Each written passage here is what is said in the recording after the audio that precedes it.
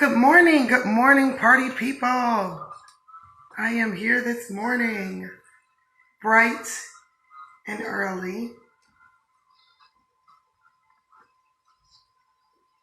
So last week, I realized that I was making so much noise. I mean, just so much noise. I don't know if it was my bracelets or just what I was doing. I was over here adjusting. Good morning, Hannah. Thank you for joining us this wonderful, beautiful Monday morning. It is beautiful outside. The one thing that I will tell you before we get started today, good morning, Shireen, is that life is just so full of changes. It is so full of changes. Good morning. Change can just happen like that. Like, how do we process change and how do we deal with change? So speaking of, there's just so many good things today. Like, I could just go on, but we do have a topic. And I'm going to present myself to those who are just tuning in and meeting me. I am Marita Sutton Brown, simply Marita, aka I consider myself a very grounded, stable, beautiful woman that God has created to give back to the multitudes knowledge, just some things that you may have heard of before. You may already know, but I just bring it to you in a different way to where you can simplify it in your life. Simplicity has just become, good morning, Tanya, has become one of my staples in my house. Simplicity. Right up under divine order. Divine order, people think, oh my goodness, what is this? What is she talking about? It is just a way of being in your life when we have divine power from above and we have divine power from ourselves on earth. Then we must be in divine order in our homes, in our play, and in our business. And I take that so to heart because it's so important that we as the multitudes, as men, women, and children, understand that things need to be in order. So hi, Elton. Hi, Lisa. So this morning, our topic this morning is a good one. But before I get there, I got to do all my good mornings and talk about a cup that my mom bought me because you guys know that my next venture is London. And you guys who participated for 2 years, participated in my Paris dream. And in 2016, it came true. I was getting Paris paraphernalia to the house to where it was a Paris shrine in the corner of my house. I mean, just Paris here, Paris there. Good morning, Trish. Oh my goodness. So we've started. Tweet Coleman gave me a coin from Britain. She gave me a scarf. She gave me a bag. Now I'm starting to get my London products. I am waiting on them, guys. I have a London pillow. The grandson is sitting right next to my London pillow. Yes, he graced our home for some days here in sunny Florida last week. I know you guys have seen the pictures. If you haven't, go and follow. He is the most adorable, handsome little boy I have ever seen. Outside of Winston and my husband, they're coming right down the charts. The 3 men in my life. Oh, I better add my brother, right? So with all that being said, oh my God, I better add my son-in-laws. The list goes on that quick, right? Oh my God. I just have a beautiful family of men. With all that being said, when Maxon and Winston last week was a joy in my life. Watching my son hold my grandson was like something I can't even explain. It was beyond the grandparent. It was just that I had birthed a son on earth, that my daughter birthed a son on earth, and they two were together, and it was amazing. It was amazing.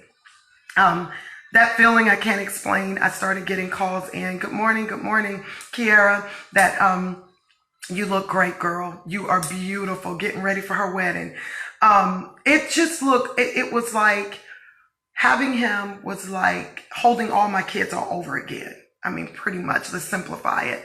But it's just a grandmother feeling, Hannah, like you said, that would never be expressed or explained. It was just, look at some of the pictures you can kind of see. It's not that many. Trust me, I spent more time with him than trying to snap pictures. Y'all know how much I love selfies. But it was just family time, and it was enjoyable, and it was wonderful. Good morning, Lisa. I had the opportunity to share him with some people here locally. It was pretty fun. He will be back, baby Maxon, and Glam Mama, thank you. He will be back here in December. So with all the baby talk, everything is going well in Marita's life. There's some things that were put off that are going to be put back on the front burner.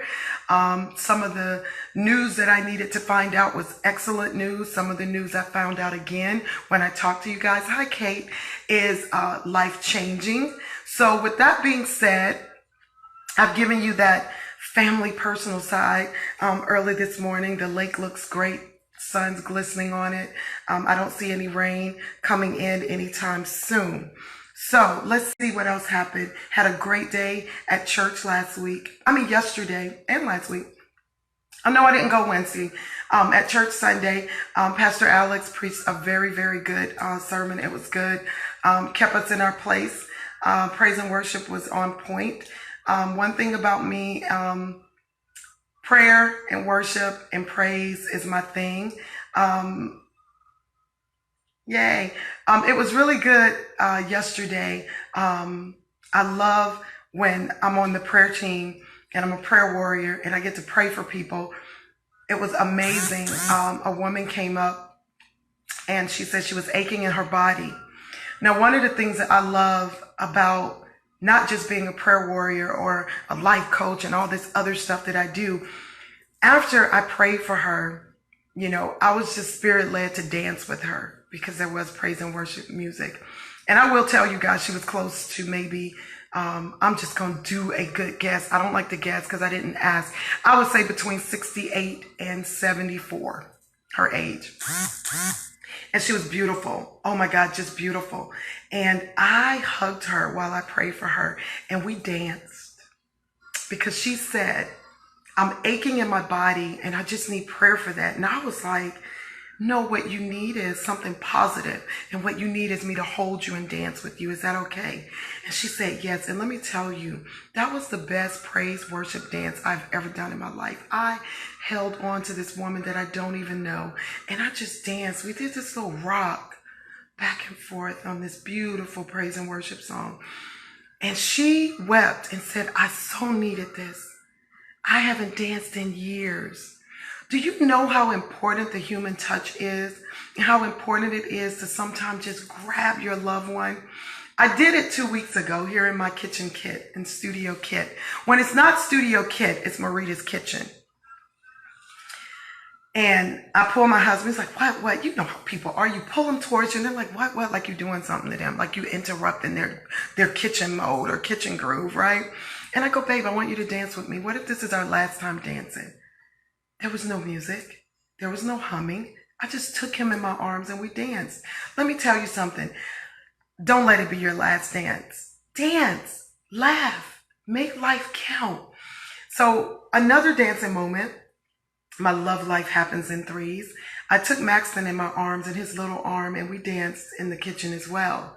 And it was just amazing. I twirled him around and it was just, I don't have to wait till his wedding, right? I can just twirl him now and be in love with him and pray over him and wish him the best at 7 months old, right? So I danced with him this weekend. I danced with a woman I didn't know. And I know that her prayers will be answered because we ask. And we just pray for her pain to go away. I could tell by the way she walked to me with her daughter, but I could tell how she walked back by herself and her daughter was just in smiles and just tears like, yes. Beautiful moment yesterday at church. So this week, we are discussing for motivation and inspiration for you guys. Good morning, Maddie. About 2 words that some people don't simplify enough in order for it to work for them in their lives. And that's pretty much if you're new, like Kate, I think is new on here. I get words and I get terms and I get life experiences and movements and motions and changes in life. And I simplify us to have a good week. So today we're going to talk about a thought and we're going to talk about an urge. So I was looking at a TV show and it's one of my favorites that I watch. I won't go into it because I don't want to urge you to go and watch it. So it has to just be something you would want to do. So let's talk about a thought. Let's talk about thoughts. What are thoughts? Like, do anyone ever sit down and simplify the most simplest words on earth so that they can work for themselves? I do. And that's how I embrace the multitudes and I share with you guys and I help you guys be better people. All of us be better people for each other and for ourselves. A thought is an opinion. A thought is something that comes up in our mind, right? And is produced in our mind. It is produced by our thinking and it's occurring and it goes through our brain and it's suddenly. It's just like, boom. Oh my God. I think I want scrambled eggs today. That's a thought.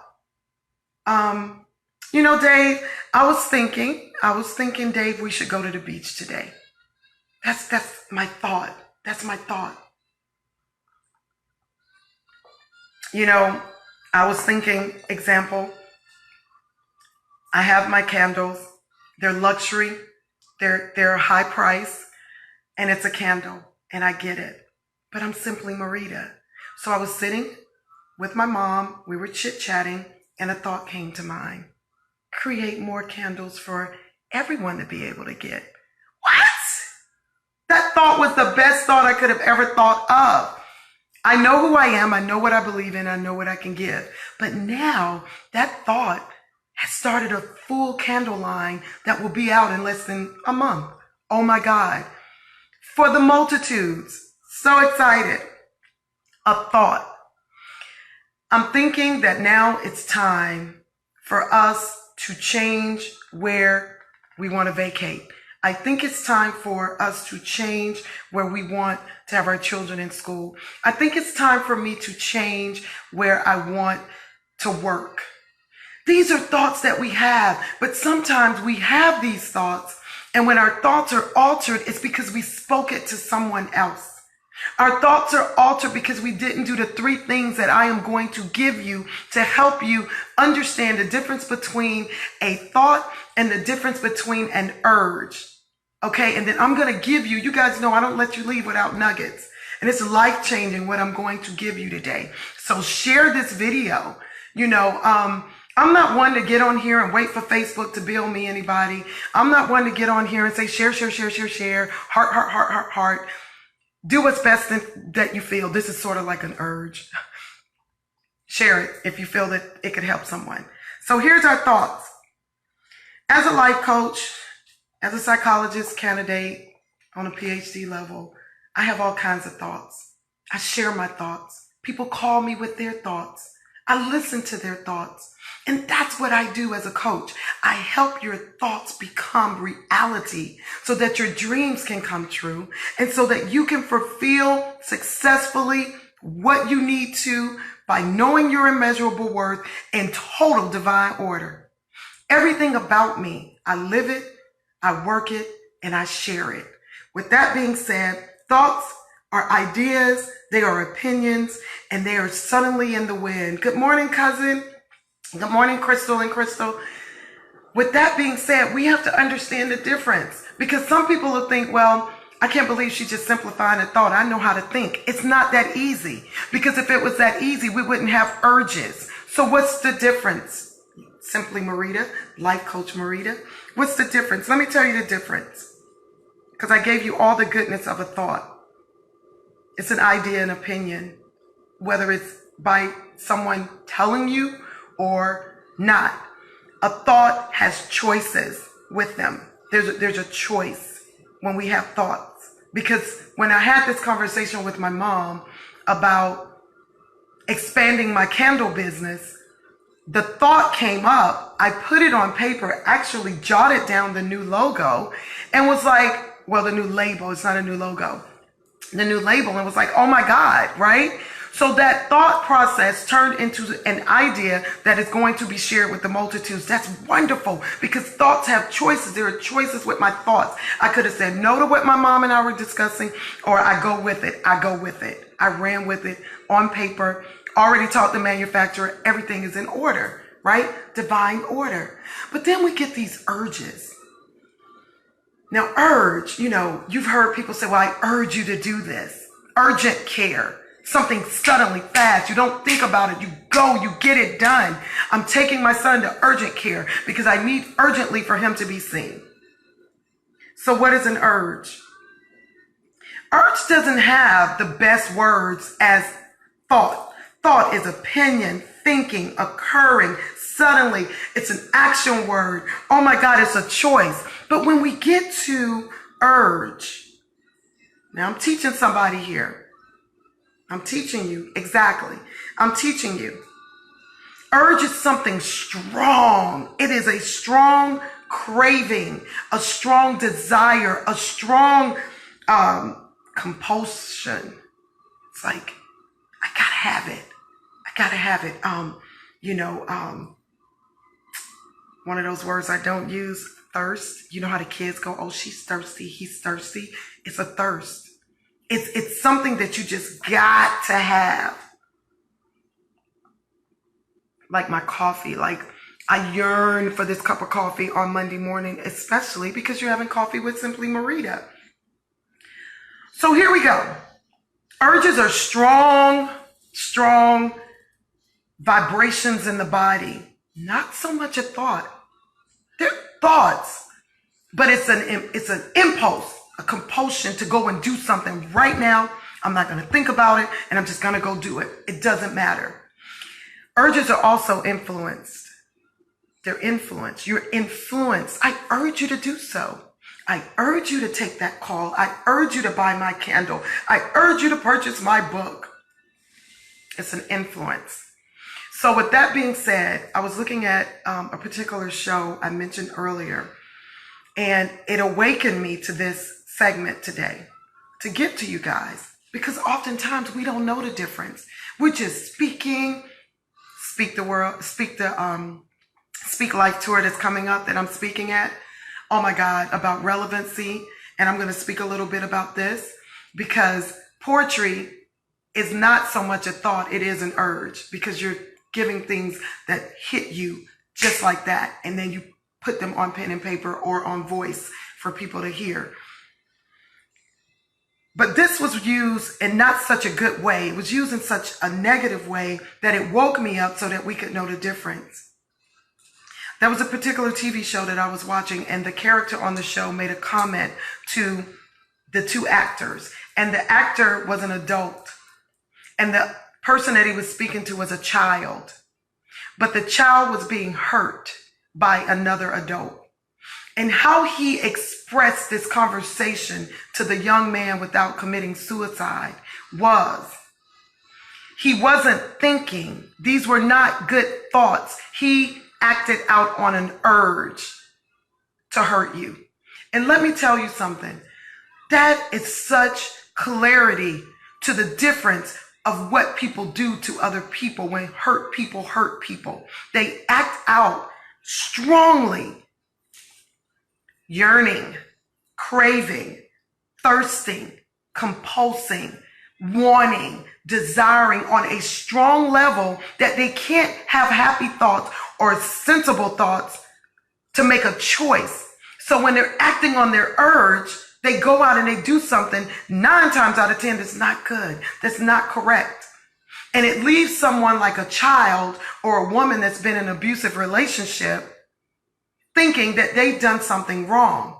And that was the best way. Oh my goodness, that moment, I wasn't even looking at the show at the time that he made the comment. I heard it and I felt it and I understood it. And it's like, oh my goodness, let's go talk about this with the multitudes, because oftentimes we're dealing with urges when we need to be thinking and dealing with thoughts. And we need to know how to process our thoughts. We need to know how to expand who we are in divine order to make sure that our minds, as the Bible states, is transformed daily. that we're able to process our good thoughts, because what we think is what we become. So if we know how to think without unprocessed urges, then we can become who we want to be. We can become the footsteps that God has already given us. So you say to me, how do we do that, Marita? How do I get myself together and get my life together and get my thoughts together where I'm not out here acting and impulsively acting on urges? I'm not just going to do the first thing come to my mind. You know, I remember back when I was in church with Bishop Holcomb, and I bring this up with my mom as well. We laugh about this all the time. I remember him saying that oftentimes he sits at the pulpit and he's preaching, and sometimes a voice will say, go over there and slap that lady. You know, it's a thought. It's a thought. Sometimes I know I'm sitting somewhere, and guys, we're all human beings. We are all normal, acting, living, wanting to do right human beings, but urges do come into our minds. I know sometimes I could be somewhere and I just want to yell or scream and go, I wonder, are people actually, hi Tony, hi Alice, are people actually going to look and turn around if I scream and yell, right? Like, you know, you just want to sit there and you want to go like, go Lions. You're not even in that atmosphere, right? Relevancy. You got to be at a football game or some sports arena to do that, right? But sometimes I get that urge and I know that that isn't right. I can't just go to the grocery store and scream out, go Lions.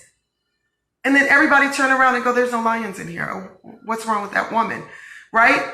That's an urge. But if I'm at the football game and they're winning and I scream out, go Lions, relevant.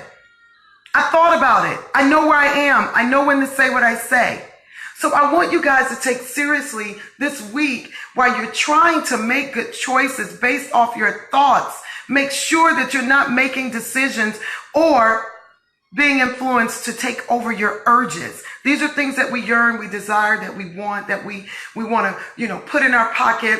Thieves, people that steal, they steal on impulse. It's an urge. It's something that they want to do. A thief in the night, a thief in the day at Macy's. They don't just sit at home and go, well, unless they're strategic, I'm going to go and steal, right?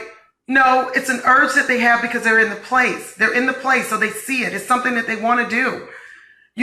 People who have addictions to food and certain things, there's an urge that they just have to go and get the strawberry milkshake. It's like, I'm yearning for it. I got to have it. Oftentimes that yearning and that thirsting is a food issue. Some people have that with sex. Some people have that with exercise. So where we're going with this is, I'm going to give you 3 things that you can use on a daily basis this week and for the rest of your life when there are really big things in your life, even simple things, that you can just use these with and get through. Because that is what life coaching is. I come on here every Monday and I give you tools and techniques no different than what I give my clients. Now, of course, they're getting far more because it's their life. I am on here randomly on Mondays, every Monday with random thoughts to help you that come across my heart and my spirit that I know that can help you. Because I had to sit back and go, wow, urges are not like something I am thinking about to make a positive difference. An urge is something that I just go and do, that I'm influenced to do because it's something that I want. I'm yearning it. I'm craving it. I'm desiring it. I am starving for it. It's strong. It's like one of those things I just can't shake off. But then I'm talking to my mom and I'm making a choice about my candle company, right? Because it's a thought. And if you process your thoughts, you can do better. We all can do better. Number 1, get your pen and paper out. So Marita, how do I do this? This is how you do it. Meditation. What are forms of meditation? Meditation, yes, number 1 can be your prayer life. But I'm going to give you more than that. There is more. We can't pray 24 hours a day, right? Praying is one of them. The meditation, number 2, out of meditation, number 1 is prayer. Put God first. Number 2 is sitting down, and when thoughts come, you just take the time to process your thoughts to yourself before you go out and exploit it to somebody else. Our thoughts get altered and become urges when we take them to someone else before we've had time to realize, does this thought even matter to me?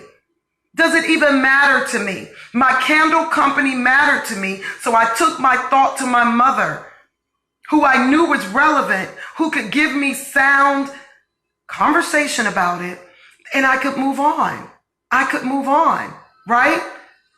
Okay, Hannah, got it? You get where I'm going with that? I took it to someone that can help me with my thoughts.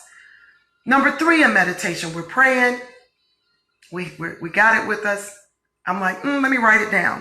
I like to write down how I feel a lot. That's where journaling comes in. You just write it down because it's a thought, right? After that, I then go to someone and we discuss it. That's under meditation. Now here is number 2 out of what you can do, and it's called even out the cause. Write it down, even out the cause. What does even out the cause mean? That means, why am I doing this? I'm doing this because. I'm doing this because. I'm doing this because I don't. You have to have an even balanced cause of why you're even choosing to do what you think you want to do. Life is this simple. It's like we want it right now and we don't want to go through the process. We got to go through the process. Who else is going to break your life down but you? Who's going to do that? I enjoy having my own time to break down my thoughts before I'm rambling out to the multitudes on what they think I should be doing. I take pleasure to not having urges and being patient and being in that even out the cause moment so that I can know who I am, know what I want to give, and give God time to work on me patiently so that I can give back. Because what we do daily for who we do it for and with is for others. That is our sole purpose for being on earth. I birth children to make sure I train and raise them right to go out into society and do what they are supposed to do. Our 6 blended children are all healthy. Their spouses are healthy, except the last one. And they're all married and happily married as far as David and I are concerned, because they're doing what they're supposed to do out in the multitudes with the people that they're doing it with. With all that being said, meditation, even out the cause, and here's the big one that a lot of people cannot deal with once they've made a choice. Respect your choice. Respect the choices that you have chosen in your life, because it was the process that you took yourself through, or it was the urge that you took yourself through to get to the results of where you are right now. Everyone has always wanted to blame another human being, good morning, about where they are, how they are, and who they are. I'm going to say that again. There are so many people out there in the multitude that are blaming people where they are, how they are, and who they are. You need to have your mindset to know who you are. That's number 1. That's so you don't have to worry about the urges. We should never live on a life of urges. We should be living on a thought-fulfilled lifestyle, a divine order put together on pen and paper before we run out to the multitudes and give some kind of knowledge to. I adore Facebook in the evening sometimes, where I can go through and I can listen to some good people give out some good word. I love it. I love it. I embrace it. I love to see other people speak. I love that there are people out there doing what they do. The thing that gets me is over the last couple of weeks when I'm watching things, hey girl, you know I'm going to call you. My golf trainer's on here. I don't play golf. Y'all hear me say one of my dearest friends. That's a golf trainer. It's on here. On the West Coast. We got to talk when we get off, okay? Catch up time. So with all that being said, she threw me off. Y'all know I get thrown off. So now I got to drink some coffee. and my London cup. London Bridge is falling down, falling down. My little mini commercial. I'm going to go over it again. Thoughts versus urges. Putting myself back. Meditation. Write it down. Talk to someone. Put it on paper. Have a conversation with yourself. It's about you. Then you go out to the multitudes. Even out the cause. Why am I doing this? Because, or not because.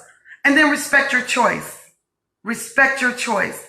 What I love about this is, when I heard that again, I'm going to go back over that for people who are just joining. When I heard on a TV show that this particular adult hurt a boy, and a man was trying to calm him down with the situation before he wanted to commit suicide. And he said, we have thoughts and then we have urges.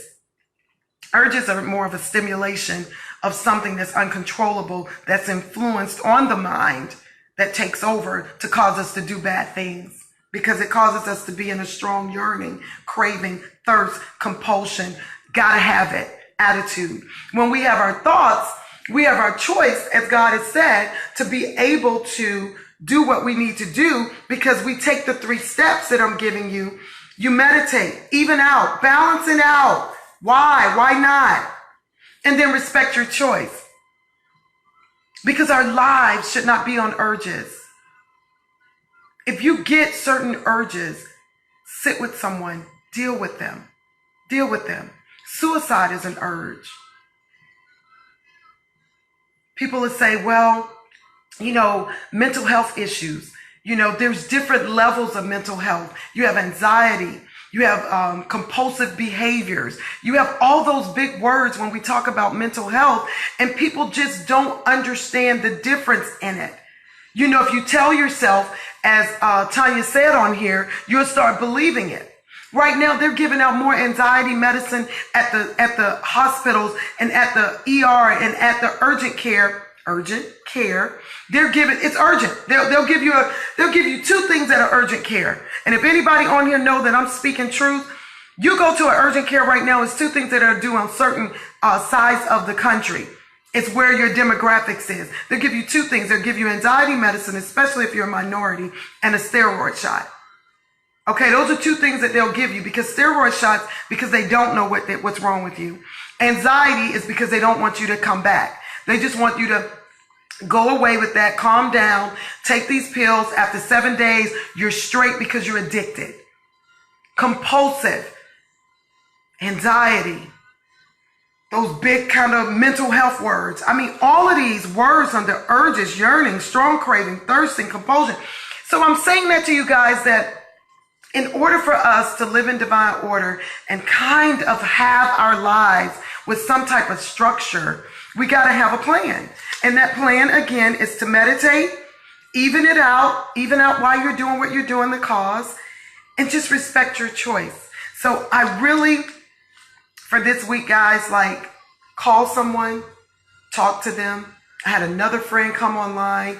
One of his friends committed suicide last week. He couldn't believe it. He asked us all to pray for his wife and family. I'm telling you guys, it's like, life can be what you make it. Life it can be how you put it together. We still have our ups and downs though. We still have behind the Facebook screen and the Instagram screens and the social media screens that real down home life issues. And how we deal with it here at the Browns is a lot of, let's go sit down. Let's go talk about it. I'm not going to tell you that there's no yelling, screaming, and oh my goodness, you're not there for me talk, or what I believe should be. We all are human and we all have our say. But at the end of the day, the family choice is based off of our individual actions as a family member. And then we bring it together for the betterment of the family. Well, that's the same thing that we're supposed to be doing out here in the world. The world. I know we're the United States of America, 200 million people out of 7 billion, 200 million. People don't even count that. Like, people think that where they are is where they are, and it's so many people in the world that they don't even stop and see that the United States with 200 million to 300 million is not really that big of a number compared to the rest of the world, right? If it's billions. So when I say that, it's like, do your research. Do your research about who you are, where you are.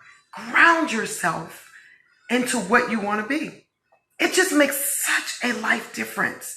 It just makes your life so different. Like, I love different. I love change. I love putting things together for the betterment of somebody else. I love listening to people sing. I love to hear other people speak. I love reading other people's books. I love smelling other people's candles. That doesn't take my desire to do what I love as Simply Marita, to put out into the multitudes. Because as said before, and as heard, and as read, if I like it, someone else will like it. And if I like someone else's product, then someone else will like my product and my services. It's what you believe in. I believe in every bit of who I am, what I produce, and what I give back to the multitudes. And that's where I want every woman to understand for themselves. Like, that is the joy and the highlight of my life, that you love who you are, because that's what God wants us to be and do. So I went to the conference last week. Oh my God, it was totally amazing. And I like to give results after. I sold a lot of books, and I didn't even have but one book on me, and someone won it. And I sold books without people seeing the book. I sold books without them looking into the book, actually never touched the book. And I sold those books by just speaking life into these women. And I loved it. It was the most beautiful moment, but the outcome and results is what people always need to know and hear, and get the results of what people do. Because there are people that go out here and speak, but what are the results, right? So what had happened was, oh my goodness, I gave an offer for the women that I had just met to take my Divine Order course over 2 Saturdays in their city. So I will be flying out to their city. They all responded immediately to the Divine Order course. I am so happy. And I will be flying out. This is how it works. And I will be facilitating my Divine Order course in person. Like, you got all these courses online with audio. I don't knock it. I am not an audio listener. That is not my gig.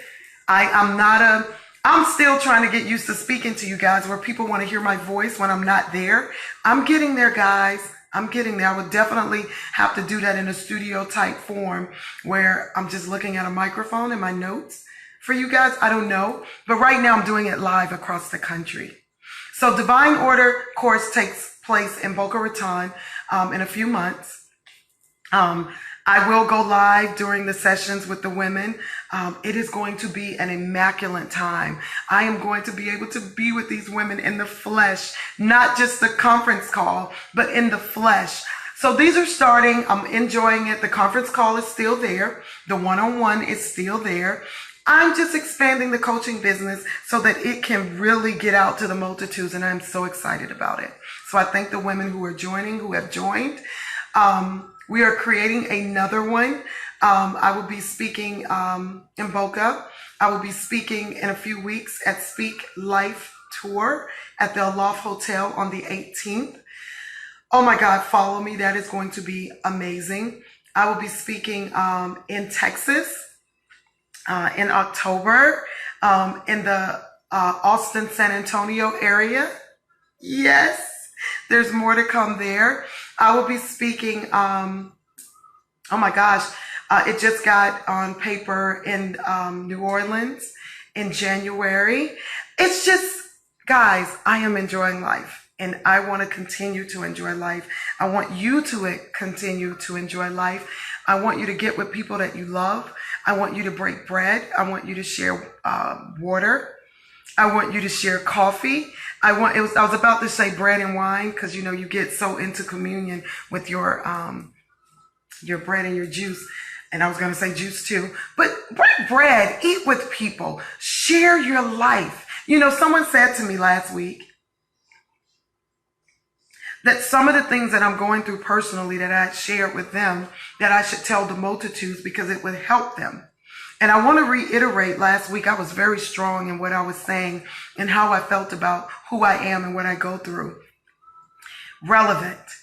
I will share my life at times of relevancy because what I share from my past has to be with a group of people that can benefit from it, or I'm just telling my business. So I wanted to clarify that too. Thanks that my mind took me straight to that. I want you guys to get that. When you are sharing a part of your life and people will say, I didn't know that about you. Well, if we're in a place where I know that what has happened to me, I can speak that over this group because I know that it's going to be beneficial. Because if I don't speak my past issues that I have conquered to the right people, it's just telling my business. And that doesn't do anything to a group of people that it can't benefit. So I love that I have been positioned on earth to share my life stories, either in a book or either in speaking engagements. I spoke some really hard down, passionate business with these people over the last weekend because it was relevant to the conversation of mental health. But with the multitudes on a daily basis, that's not how it works. That's just not how it works. And when people start realizing that, that's just like me going into the grocery store, go Lions. That's only beneficial and relatable to the game. When I'm watching my son play football, it's not relevant to the people buying groceries, right? So with all that being said, I wanted to come back and clear that up because a few of my friends checked on me and they were like, girl, what's going on with you? Is everything okay? Everything is in divine order. That just doesn't mean that everything over here is going 100. We have our ups and downs, 30, 70, 50, 40, but it's in divine order. And we go through steps to make sure that the process, good morning, Yvonne, that the process of what I'm going through is in divine order with the family. One of my dearest friends, Coach, called and she says, Marita, one of the things that I love about you is that you have real life issues, but yet you go out into the multitudes and you just do what you do. And it's the truth. I carry this with me everywhere I go. And I want women to be confident enough to go live and say that. Yes, I go through things behind the screen. I go through things behind my voice. I go through things when you don't see me. That's what home is for. Home is a safe haven to act out, to scream, to cry, to bring people in to help you, to bring people in to help. That's what our homes are for. That's what Bible studies are for, to sit at each other's feet and to say, brother and sister, I get it. I went through that before. You did. Yes. Let me pray for you. I've been through that. But Facebook, social media, negative. That is not my place to deliver my business unless it's relevant to divine order to help you be a better person. That's the only way you'll get that kind of conversation with me. I live an amazing life. I love my life, and I want everyone around me to do the same. I'm planning my next abroad trip. How many people have a passport? One of the things that I tell people about being happy, it's one thing, as Tanya said, what we think is what we are. I am a traveler.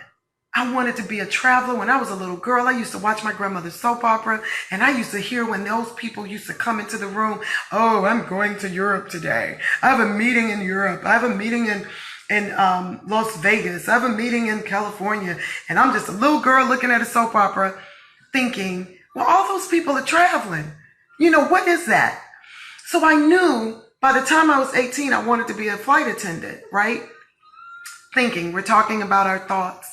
I wanted to be a flight attendant, and I remember going to American Airlines at 18, flew all the way to Dallas with the, the interview. And when I got there, they were like, oh, you have to move here and live because this is where American Airlines is. Wherever it was somewhere in Texas. It may have been Houston, it may have been Dallas, their hub. All I knew, I wasn't moving to Texas. Like I knew Delta was out of Atlanta. I was just in the wrong place at the wrong time. But I knew I wanted to be a travel person because that's what I saw. Then I remember, okay, I'll be a travel agent. That didn't work out. Where I'm going with this is the thoughts of me wanting to travel the world never stopped. I've been to 7 countries and about 32 states in my life. Now, when I was able to get a passport at a very young age in my 20s, I got the passport while I was in college after I birthed 2 kids as a single parent. Now, I don't know how many women go out and get a passport when they're by themselves, raising 2 girls, in college, starting a business, but that was my thoughts. It was $110 then. It's still what, $114? People get this notion that I can't afford it, or that's not for me, or it's never going to happen. You have to build yourself up for greatness. I started my thoughts as a child watching TV on traveling. This is my point of the day with my thoughts and urges. I did that as a child. I drew places that I thought looked like the places I wanted to go to. I watched TV shows that would remind me of those places, right? I watched movies. Under the Tuscan Sun, if you know me, that is one of my favorite movies of my lifetime. If you ever ask me to watch another movie, it would be Under the Tuscan Sun. That movie is about a writer. She goes through a divorce. She encounters a child that she had never had before. She goes through every point of life. It's one of my coaching movies that I tell my women to watch as one of our favorites to talk about, because everything in life is in that movie that a woman could possibly go through. There's some bad things in there that aren't shown, but there is pretty much 89% of what a woman could go through and experience is in that movie. My favorite movie, Tuscany. I've been there. I started watching that movie when my husband went to Iraq and I was kind of losing my way. And the FRG women would support me. If you know that side of my life, my military wife life, military mother life. I'm still a military mom to this day, right? So with all that being said, I remember they came over with this huge basket traveling, this huge basket of stuff when my husband left. And that movie was sitting right on top. And I watched that movie. I've seen that movie over 300 times. I can tell you. It becomes a staple for me because I watch it and it's a release. It's something that gets me grounded about who I am. Everyone should have a theme song. Everyone should have a movie. Everyone should have things out there worldly that they can bring back spiritually and make something of themselves with it. Yes. So with that being said, the travel thing. So I get the passport, I get married, and I renew the passport because of course you got to change your name. And I've been married 17 years, so I've changed it, after 10 years, you got to get it again. So the joy of the passport, that's where we're going. What is she getting with this passport? I am continuously traveling. I am planning because with the passport on my desk and I'm looking at it, I'm planning my life of greatness. I'm planning London. Things with London now, like it was with Paris, is coming into my life.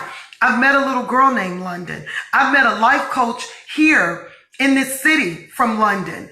I just keep bumping into things with that because it's my thought pattern. London is going to become me until I get there. So what you think of is what you have. But what is your ground preparation for any and all things? Hi, Rick. Hi, Sam. In your life. What are you doing besides being on social media and looking at what everybody else is doing? What are you doing for yourself? Because what I see, I embrace for me. What I see, I embrace for me if it's in divine order. Traveling is in divine order. So I'll make sure that passport and that military ID is on point. Those dates are not at expiration. Only thing I let expire around me is milk and other things that I don't get to, right? Have that list. Things that are important should not expire. And David Brown, I am saying that to myself as a nugget. Things that expired should be at the top of your list because those are daily things that you need to take care of to be a better person.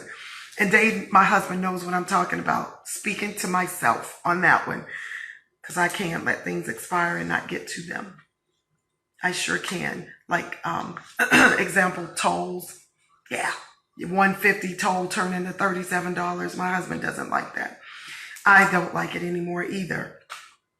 With all that being said, going to Dubai in January with daughters. See, that's what I'm talking about. Y'all know I'm interactive. I love that. I love that because I know what you're going through. You know what I'm saying? I know what you've been through. And we share our life together. And to hear you say, I'm going to Dubai with my daughter, it's just like, oh my God. I just had another friend of mine that went to Egypt with her daughter. Listen, guys, you only live once. That is why I come on here to give you these little quick tips. Meditation. Even out the cause. Why am I doing this? Because of what? Because of why not? And then respect your choice. This is what gets you to be a great person. This is what puts you into a better mindset of who you are. This is what gets you out of the slump. This is what gets you on that road to success. In wanting to be a traveler, I did my travel candles in the tin. But now I have expanded that thought into something so beautiful and immaculate for your homes to come, but you got to wait a couple of weeks to see it. That'll be something that I birth out soon. The next birthing out of me, see, if you're listening to me, I am continuously moving forward, birthing and making things happen for the multitudes, for you to enjoy inside your home, for you to enjoy with your children, your spouses, your significant one, all of the above. I am here to create, to make sure that all women and human beings know their immeasurable worth, live a divine order life, and successfully be fulfilled through Christ. Period. That's why I stand here. That's why I'm on here on Mondays. That's why I do what I do. Hey, Cynthia, I haven't seen you in forever. Oh my God, I'm so glad you joined. I am. Grab your coffee. Coming to an end, but a great end. I'm going to warm up my coffee. Give me a moment.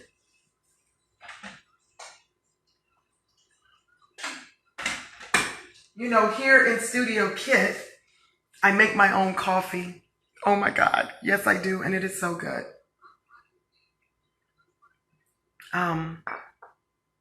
Yeah. So we're back. I had to take me a little coffee break. And I'm making sure I'm here on my notes that I went over everything that I was supposed to do. Guys, you know the back of the envelope and a pen is my life. And then I have all my little sticky pad notes and stuff for what I was going to do today. If anyone has any questions, this would be a time. I did have a little bit of interaction from Tanya and Angelique. I will go ahead and do my shout out because we are coming to an end. Do I still have Angelique on here? That would be Angelique. If you're still here, do me some hearts. Angelique is LPGA. You're there. You're there. Okay, good. You are. She is currently a golf trainer out in California. Let me tell you, this woman flew here for me. And I said, some hearts, girl, you're doing a ton of them. Thank you.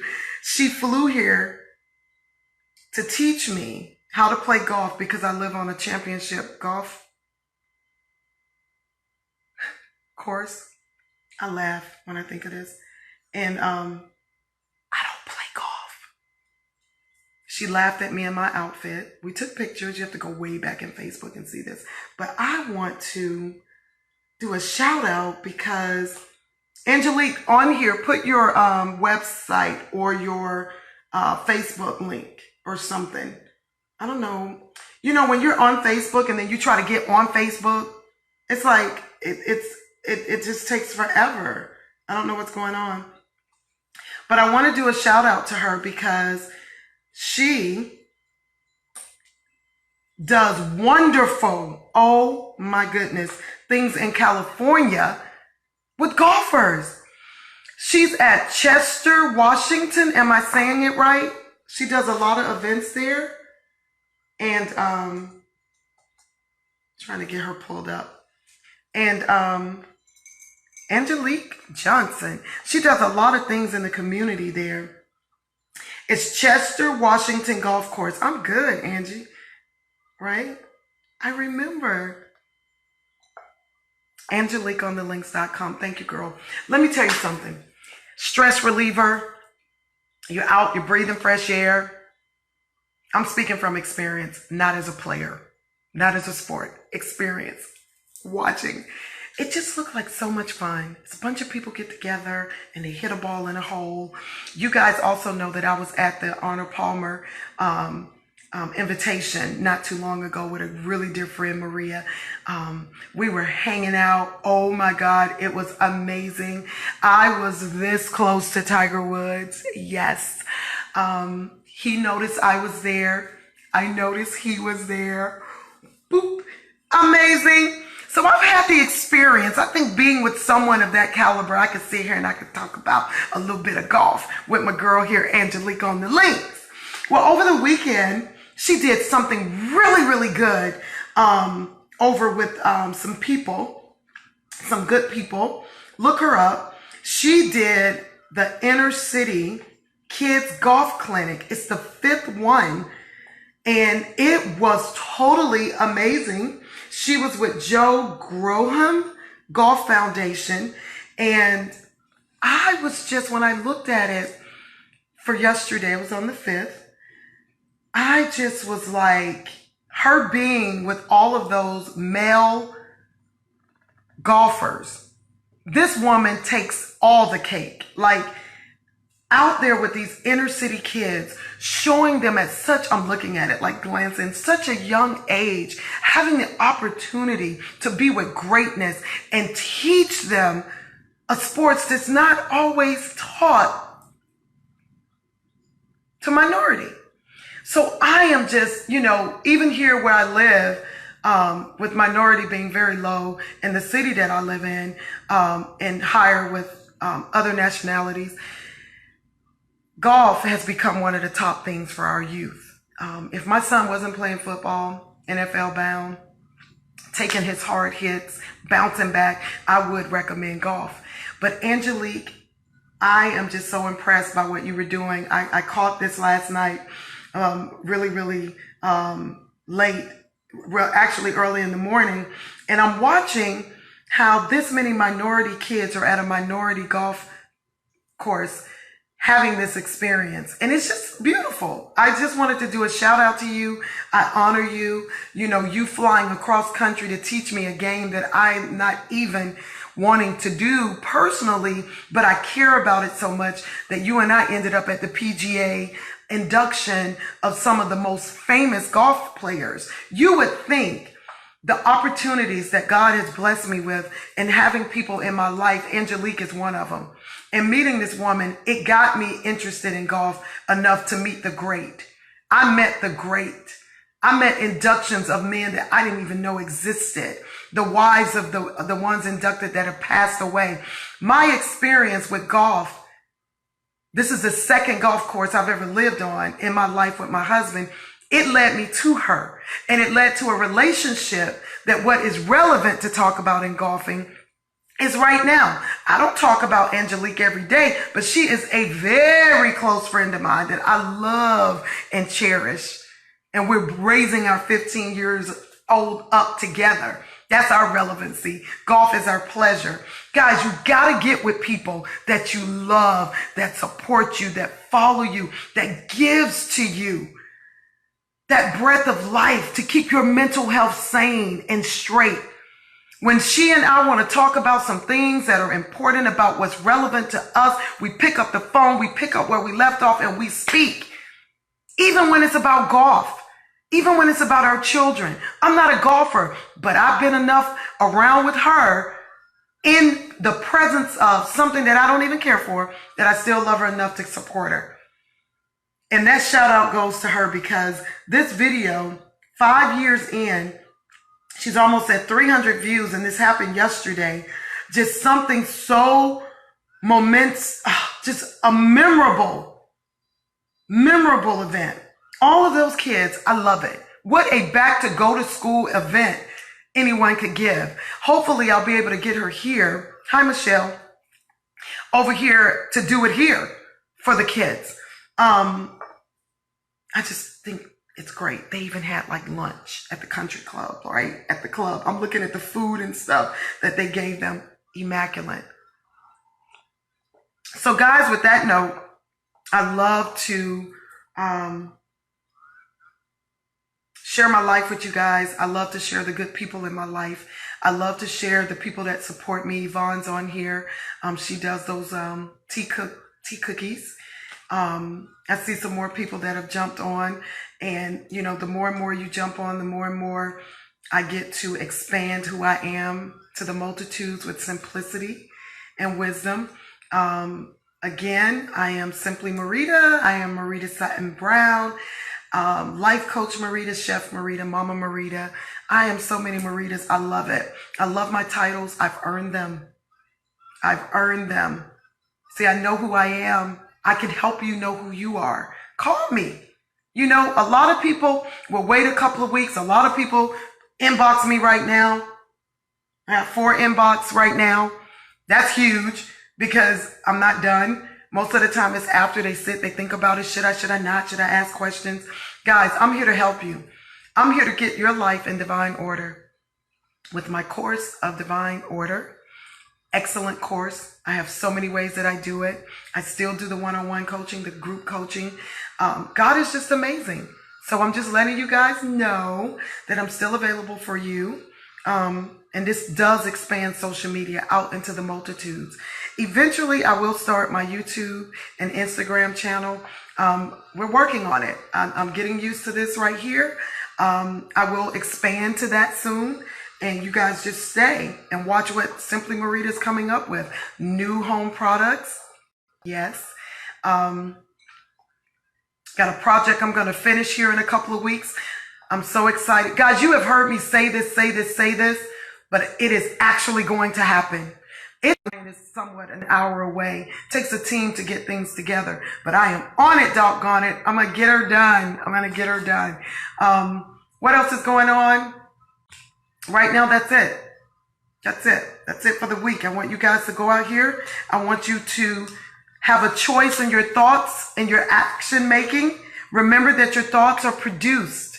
They are an idea and an opinion. And before you run off to the multitudes, do these 3 things. Meditate. That could be prayer. That could be yoga. That could be whatever you want. Journaling. Meditate on what that thought is. My thought was, expand your candle business. No, I want to stay luxury. Mom, I want to save $40, $50. No, there are everyday people that want to smell your scent. A thought turned into more for my business. Number 2, because I meditated before I took it to the wrong people. I took it to my mom. Find that right person. Even out your cause. Well, what does that mean, Marita? I'm doing my capping it all together. What does that mean, even out the cause? That's my new quote. Even out the cause. Mine coined it. It's Marita's. That means to balance it out. Not your entire life. You don't balance out your entire life based on a thought. You are evening out the cause on the thought, on that one thought, so that you can make it right, so you can process and take correct actions. A thought is a choice. Bishop Holcomb say don't always take the thought, because it could be the urge. I'll give you that. After you've meditated, even out the cause, you respect your choice. Period. Respect your choice. Now, what we're not going to do is we're not going to live our life off of urges. We go through out of craving. We thirst, we yearn, we fiend, we have compulsions. Like, I just got to have it. Like an addict. That's what an urge is. We talked about that. It is a strong desire. All of these are strong words that are not positive, that we want to do something, that can ultimately turn into something that causes mental health. So I need you guys to understand the difference. That's what a thought versus an urge is for the day. To get more examples, and you just popped on, I thank you for watching. You go back and look at replay, type where you're coming from. If you're just coming in, this was a good segment like all of them are. I love Simply Marita Coffee Time. I do. I thank you for joining me. I thank you for listening. I thank you for following. I thank you for being the good people that you are. Go out into the multitudes and do something great for someone else. Make life happen for someone else. I choose to do that, and I hope you choose to do that too. I love you guys, and I'll see you soon. Bye-bye. Good morning, people. Good morning, party people.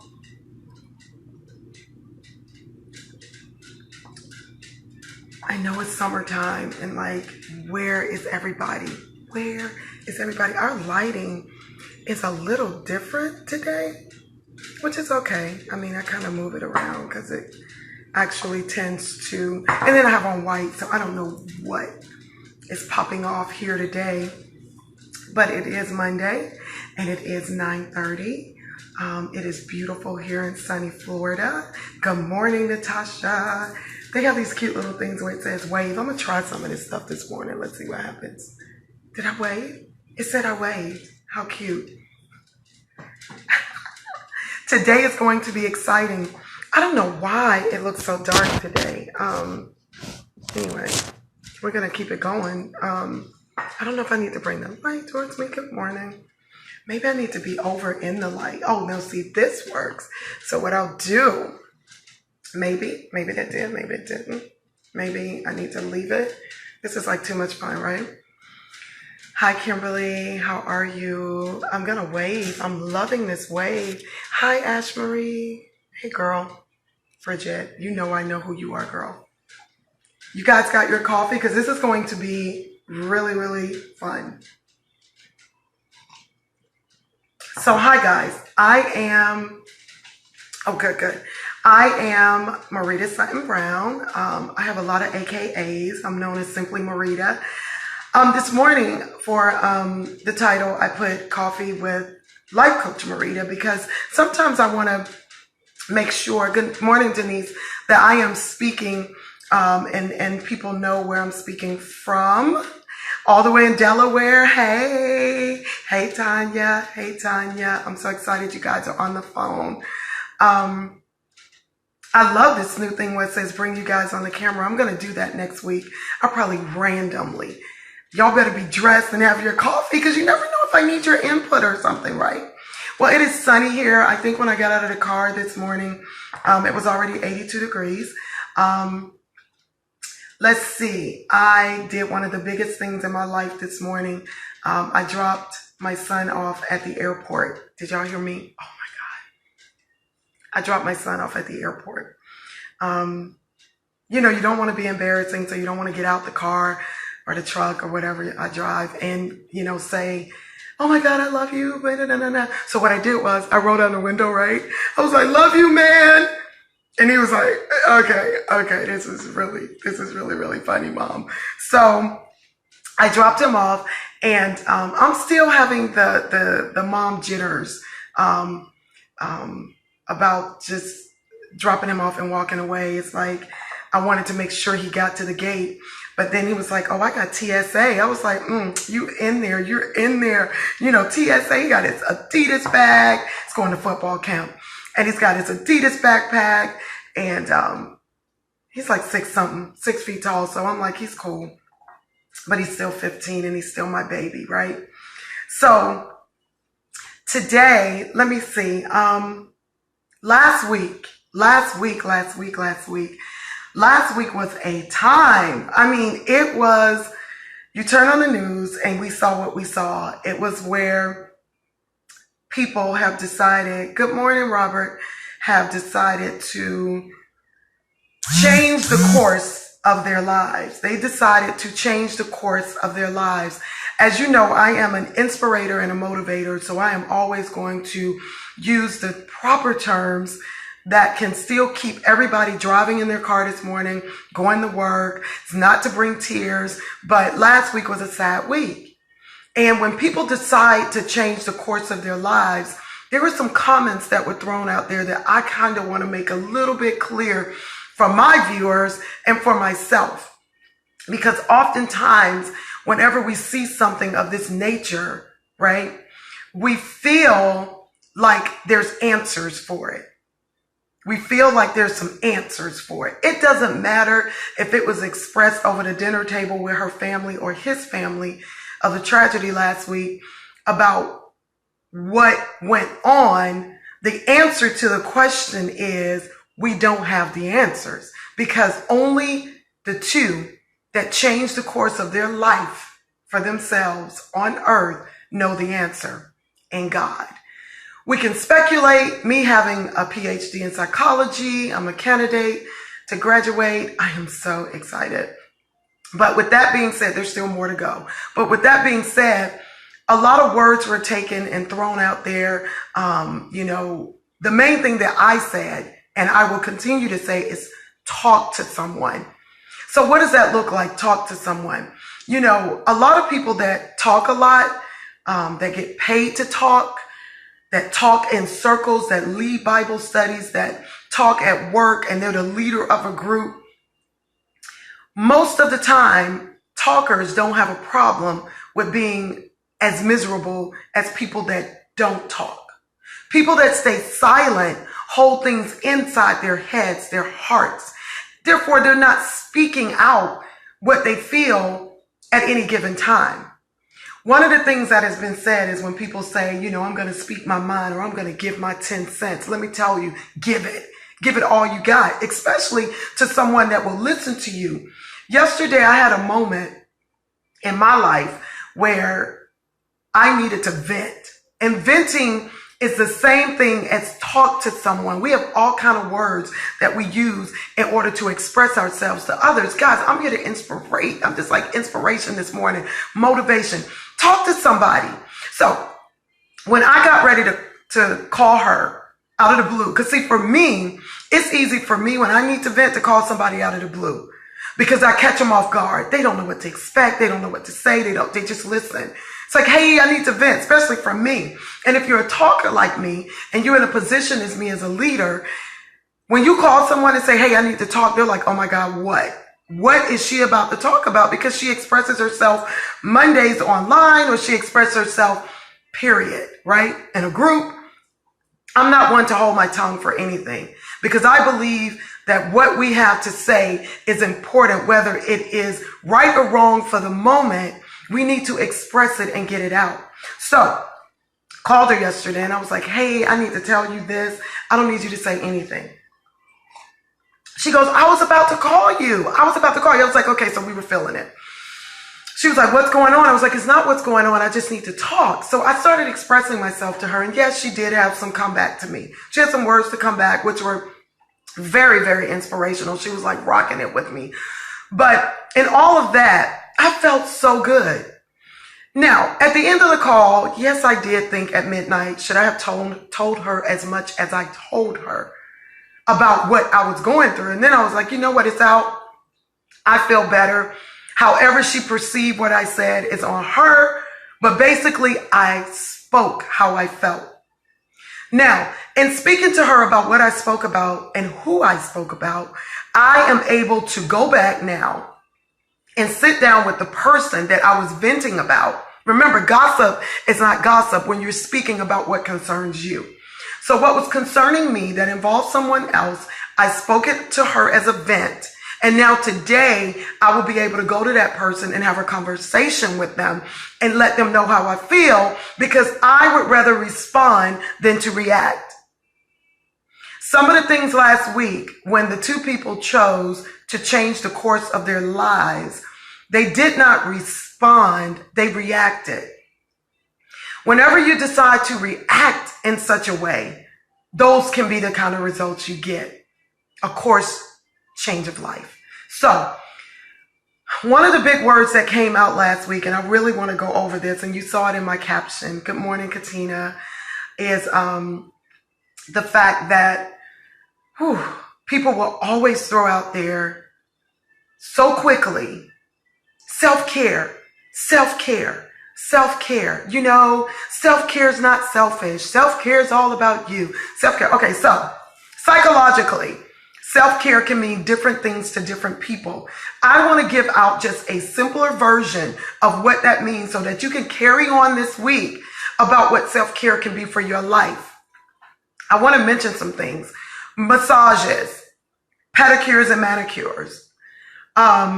Anything that involves another person doing it for you is a service, not necessarily self-care.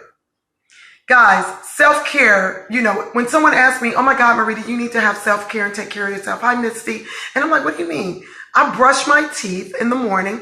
I style my hair. You know, I made sure my lipstick was on. I actually ironed my shirt, right? That's the beginning of self-care. These are the personal things that I can do for myself so that I can appear to the multitudes like I have it together, which means I brushed my teeth, I combed my hair, and I got dressed this morning. So that means for this or to go to work or for an appointment, self-care starts in the mirror. It's me taking care of myself. Let me give you a prime example. What is care.com? Care.com, yes, care.com. One of the bullets on care.com is at the bottom, number 3, and it's called personal care. So it says, the guy's talking about, oh my God, I called care.com because I needed someone to take care of my mother, right? Because she can't, in her own self, take care of herself. So therefore, he has to pay care.com for someone to come in and take care of his mother for her self-care needs. Okay? Now, whenever you go to a life coach and you go to a therapist or you go to a psychiatrist, and we use the term self-care, we're using the term as far as your health and your well-being. That's a big difference because self-care starts every day, every morning that your feet hit the floor and you are awakened by the grace of God. You take care of yourself. You make sure that you brush your teeth, again, comb your hair, and get dressed. Those are simple self-care mechanisms. Everyone should be doing that on a daily basis. The self-care, again, that we speak of as professionals when we're talking to our clients or we're talking to people that just random, we're talking about your well-being. Your well-being is your health issues, your physical issues, not the massage, not the nail salon, not the hair salon. Those are things that enhance our beauty. That enhances our well-being. What we're talking about, as Katina just said, meditation, writing things down. Yes, our well-being. What are you doing for self?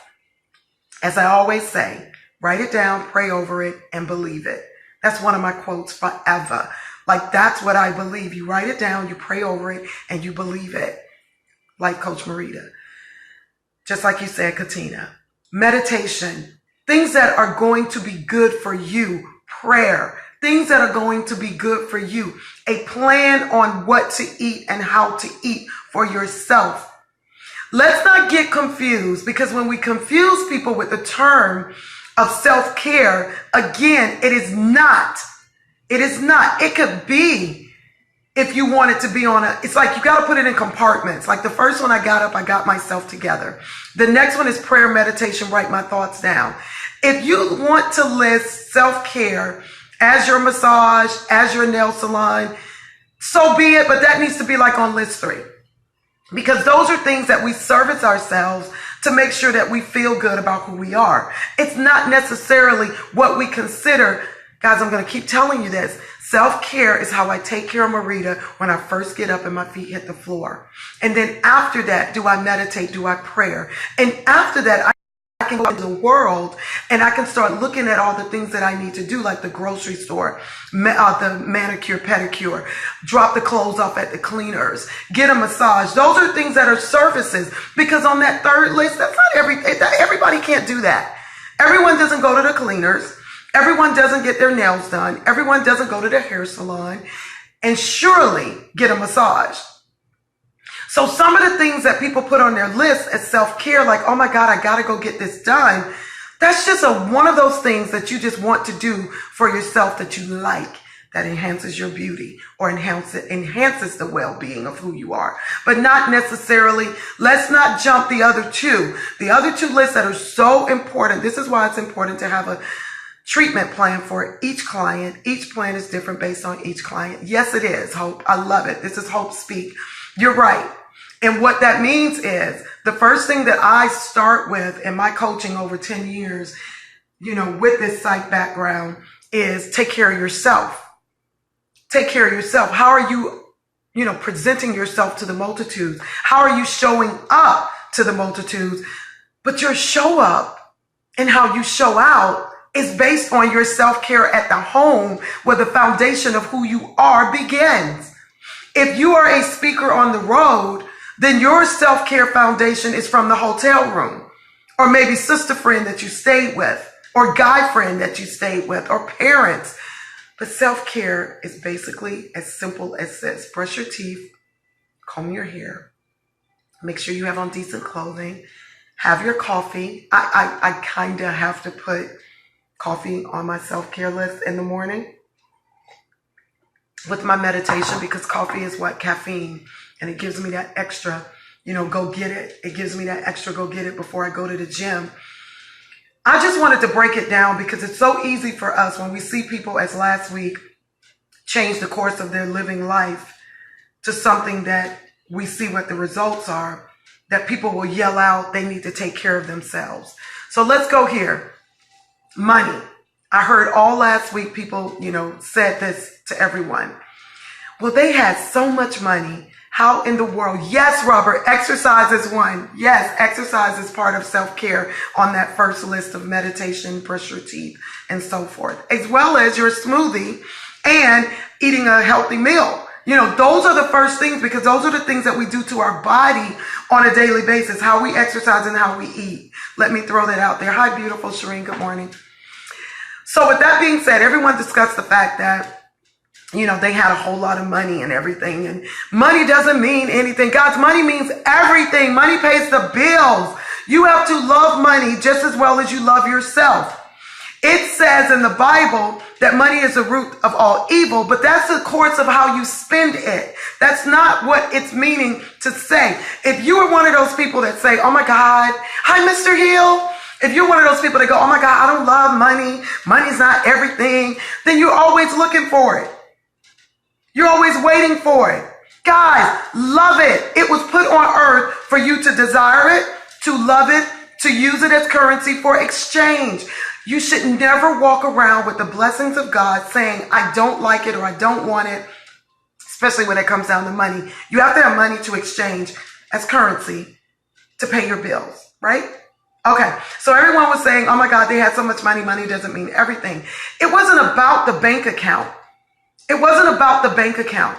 What goes on in a household, it has to be in divine order. What goes on in a household full of chaos, full of different things that we know not about, that even people at the office may know a little bit about, some of the schools where the kids go, the administration may know a little bit about. This is why I say there's no answers. There are no answers to them changing the course of their lives last week, except what we saw. They changed the course of their lives. With that being said, not knowing the answers of why we sit. Well, I wouldn't do that. What was going on in their minds? I'm going to give you a really quick synopsis of something that if you took the time out to research, like I took the time out to research both of them. And what everybody see first, which is normal, all the money they were worth, right? 150 with her. I think it was 60 with him in the millions. This is the deal, guys. This is the deal. It answers all things. Yes. So this is the thing. Y'all are just throwing it up there. You have more money. But listen, this is what I want to say regards to the money with the problems. I mean, when you don't have money, you got problems. And yes, it's not that more money, more problems. It's more money, more things to pay for. So we got to look at everything in a positive way. I'm going to show you how to look at this in a positive way. Everyone was so in an uproar about the money. We're going to move the money aside. We're going to talk about the foundation of where they were living, the foundation of what was going on. Let's start with her. And I love it because I do researching. And then when you research, you're able to get pen and paper and you're able to just kind of put together something that makes a whole lot of sense, right? So with her, for me, her not owning the company, them selling the company, what were their conversations at home at night? They had a young daughter. What did they care about one another? You know, it went around that there was a divorce thrown on the table by him. Guys, when people get conversations and situations thrown at them out of chaos and no divine order and no attorney to talk to, no coach, therapist, psychologist to talk to, no best friend, you hold it all in and then you choose to change the course of your life. Because the foundation is where it was crumbling for her. You have to think about it. She changed the course of her life at the foundational point of her soul, which was home. She was home. She was home with her family when this happened. This didn't happen out in the woods. This happened at home where the foundation of where divine order starts. Y'all, I'm telling you, I may just be one soul right here in Florida, you know, talking about divine order. It's real. It's real. Call me. Let's discuss it. Having divine order in the foundation of your home will not lead you to what happened last week. Chaos in your mind, your soul, and your heart causes you to change the course of your life. With him, he traveled around the world. He was in and out of places remotely that were either not so God-filled as a foundation for him daily, or just a little different. I will say to you, on the research I did for both of them, I saw nothing about God. I saw nothing about them attending church. I saw nothing about them with having a Bible study. I saw nothing about either one of them saying that they do any form of meditation.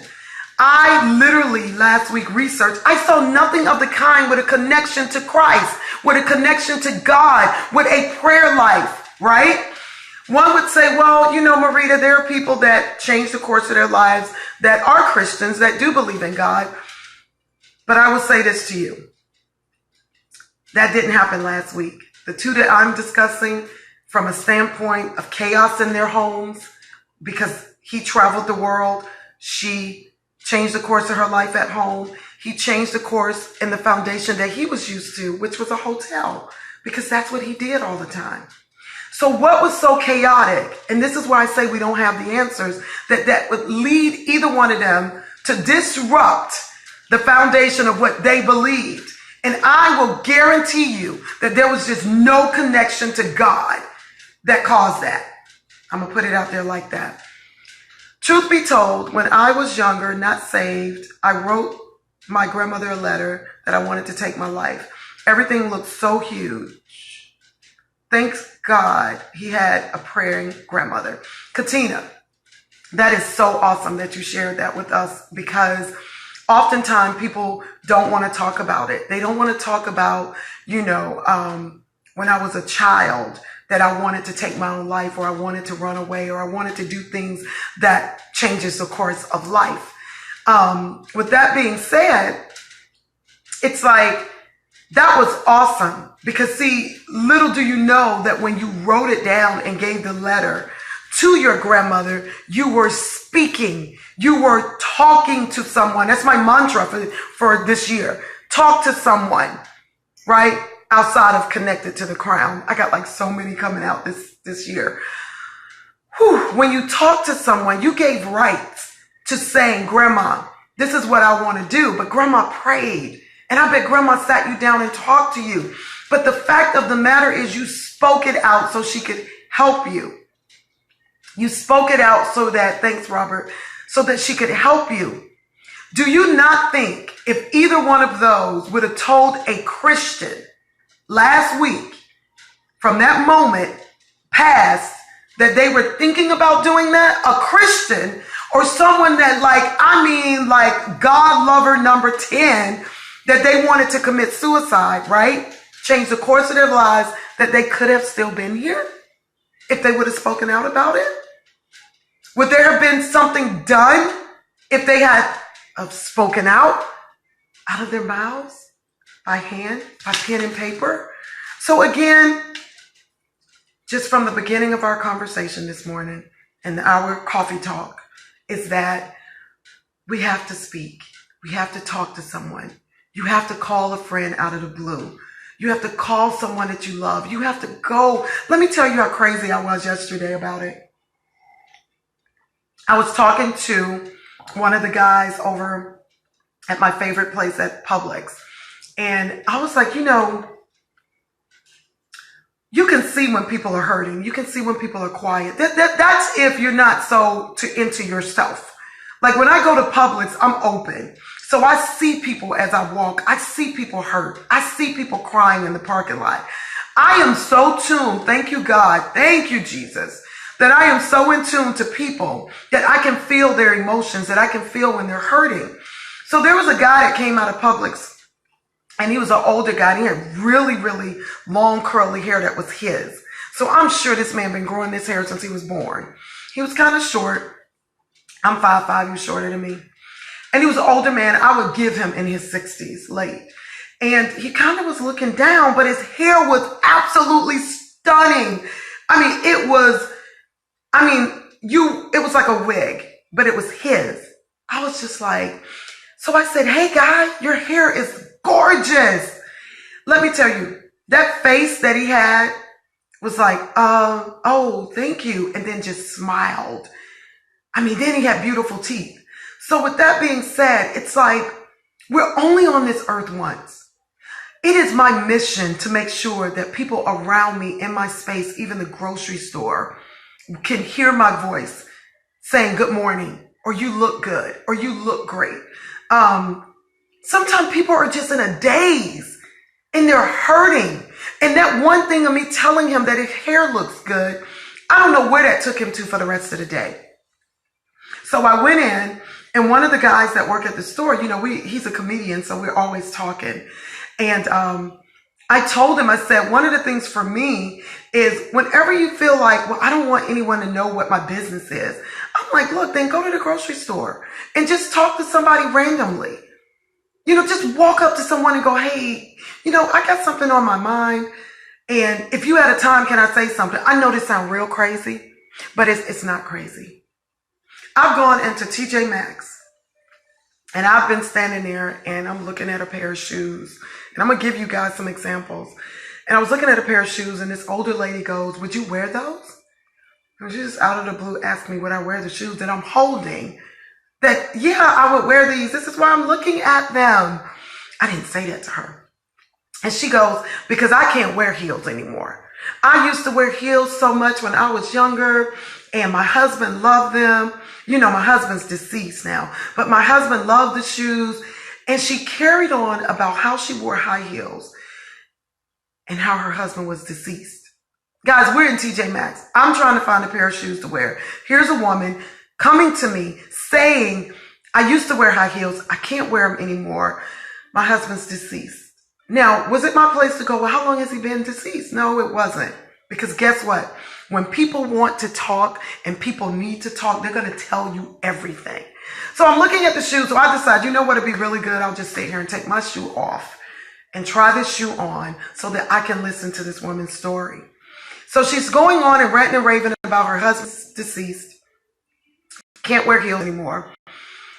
Bottom line, at the bottom line of this 10, 15-minute conversation, she burst into tears because she had hurt herself. And it had nothing to do with her husband being deceased. What it had something to do with is she had hurt her foot and she can't wear heels anymore. And he loved that. He had been deceased for a couple of years. I think she said 3 or 4. But getting to the root of the whole situation, I ended up telling her of a great foot doctor that could take care of her foot. We're standing in TJ Maxx. I'm trying to buy a pair of shoes. A woman walks over to me. She talks about her deceased husband and how much he loved her in high heels. Bottom line, she sprained her ankle, broke her ankle. Doctor didn't do the surgery right. She wants it fixed, not by the same person. I told her who the orthopedic surgeon was up the road. She's a happy camper. Guys, sometimes you have to be available for people to come to you to talk. You don't know who's upset at work. You don't know who's sad at work. Like, one of the things my mom used to teach me was when people go off on you, is something going on with them. They're bringing that with them. And most of the time when you get in an argument with someone, you have the right to go, whoa, whoa, whoa. Wait a minute. Wait, let's talk this through. What's really going on with you? Because right now, in the presence of what you're saying, doesn't mean anything. It's not making any sense to me. Why don't we just take a lunch together and we can talk about what's going on with you? Stop having the fear that human beings want your money. Stop having the fear that somebody want to borrow money from you or they want to borrow your car.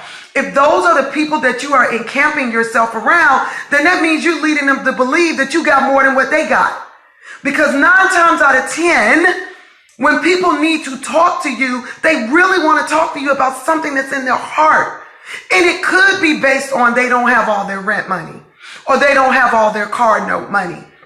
But you being who you are is you should be open to listen. That doesn't mean you have to give what they're asking for, but to listen to someone is the key. I'm going to give you guys a really at home where I didn't listen because I was 18 years old. I was 18, minding my own business. I had my own issues in high school. I did not like high school. I did not like the people in my high school because the people in my high school were mean to me. They were mean. They said bad things about me. They wrote bad things about me. They were mean, period. I remember we had a 30-year reunion this weekend. Y'all heard me, 30 years. Dirty 30, they called it. And I didn't go. I didn't go back to Atlanta. And it wasn't because of the way that they treated me. It was because I had to get my son off to the university in South Carolina. And I just couldn't do both. So I had to choose between being a mom and taking care of my son or going to that. But they took pictures and I watched. Let's go back to 18. I was 18 years old. And this has a lot to do with last week.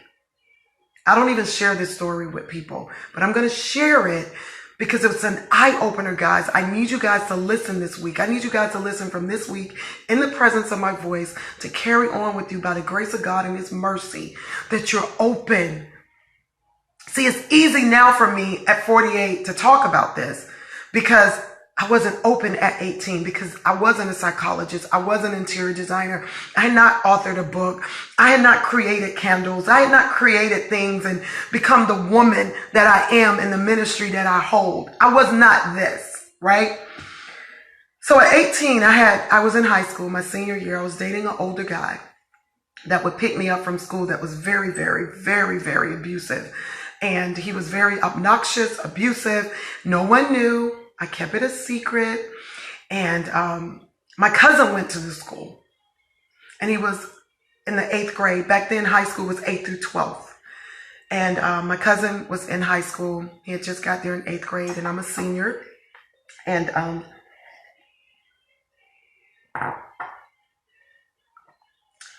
I remember this day so clearly. It's 2 days of this. The first day was on a Tuesday. He ran up to me in the hallway and he said, "Hey, cousin, I got to talk to you. Cousin Rita, I got something to tell you." His energy was very, very like, whoa. It scared me because I knew it was something bad. But remember what I said in the beginning of this conversation about my ex. Abusive, obnoxious, controlling. When the bell rung, I was to be outside in the limo, okay, waiting for me. He was. Maybe that's why people talked about me, because I had a limo pick me up with my boyfriend that was older in high school. I laugh at this stuff when I look back. But My little cousin on Tuesday asked me to talk to him, and he asked me to wait for him after school on Friday. And he had something big to tell me. And I was like, okay, but I have my own stuff going on, right? That's why I can talk to you guys about this. I talk from experience. So Friday came, bell rung. I remember being in the parking lot. I was in the parking lot next to the limo, and he runs out full speed. And he goes, Cousin Rita, I need to talk to you. I got to tell you something about my parents. I got to tell you something about my family. I really need to talk to you. And I said, I can't right now. I can't talk to you right now. I got to go. Like, he is a freaking madman.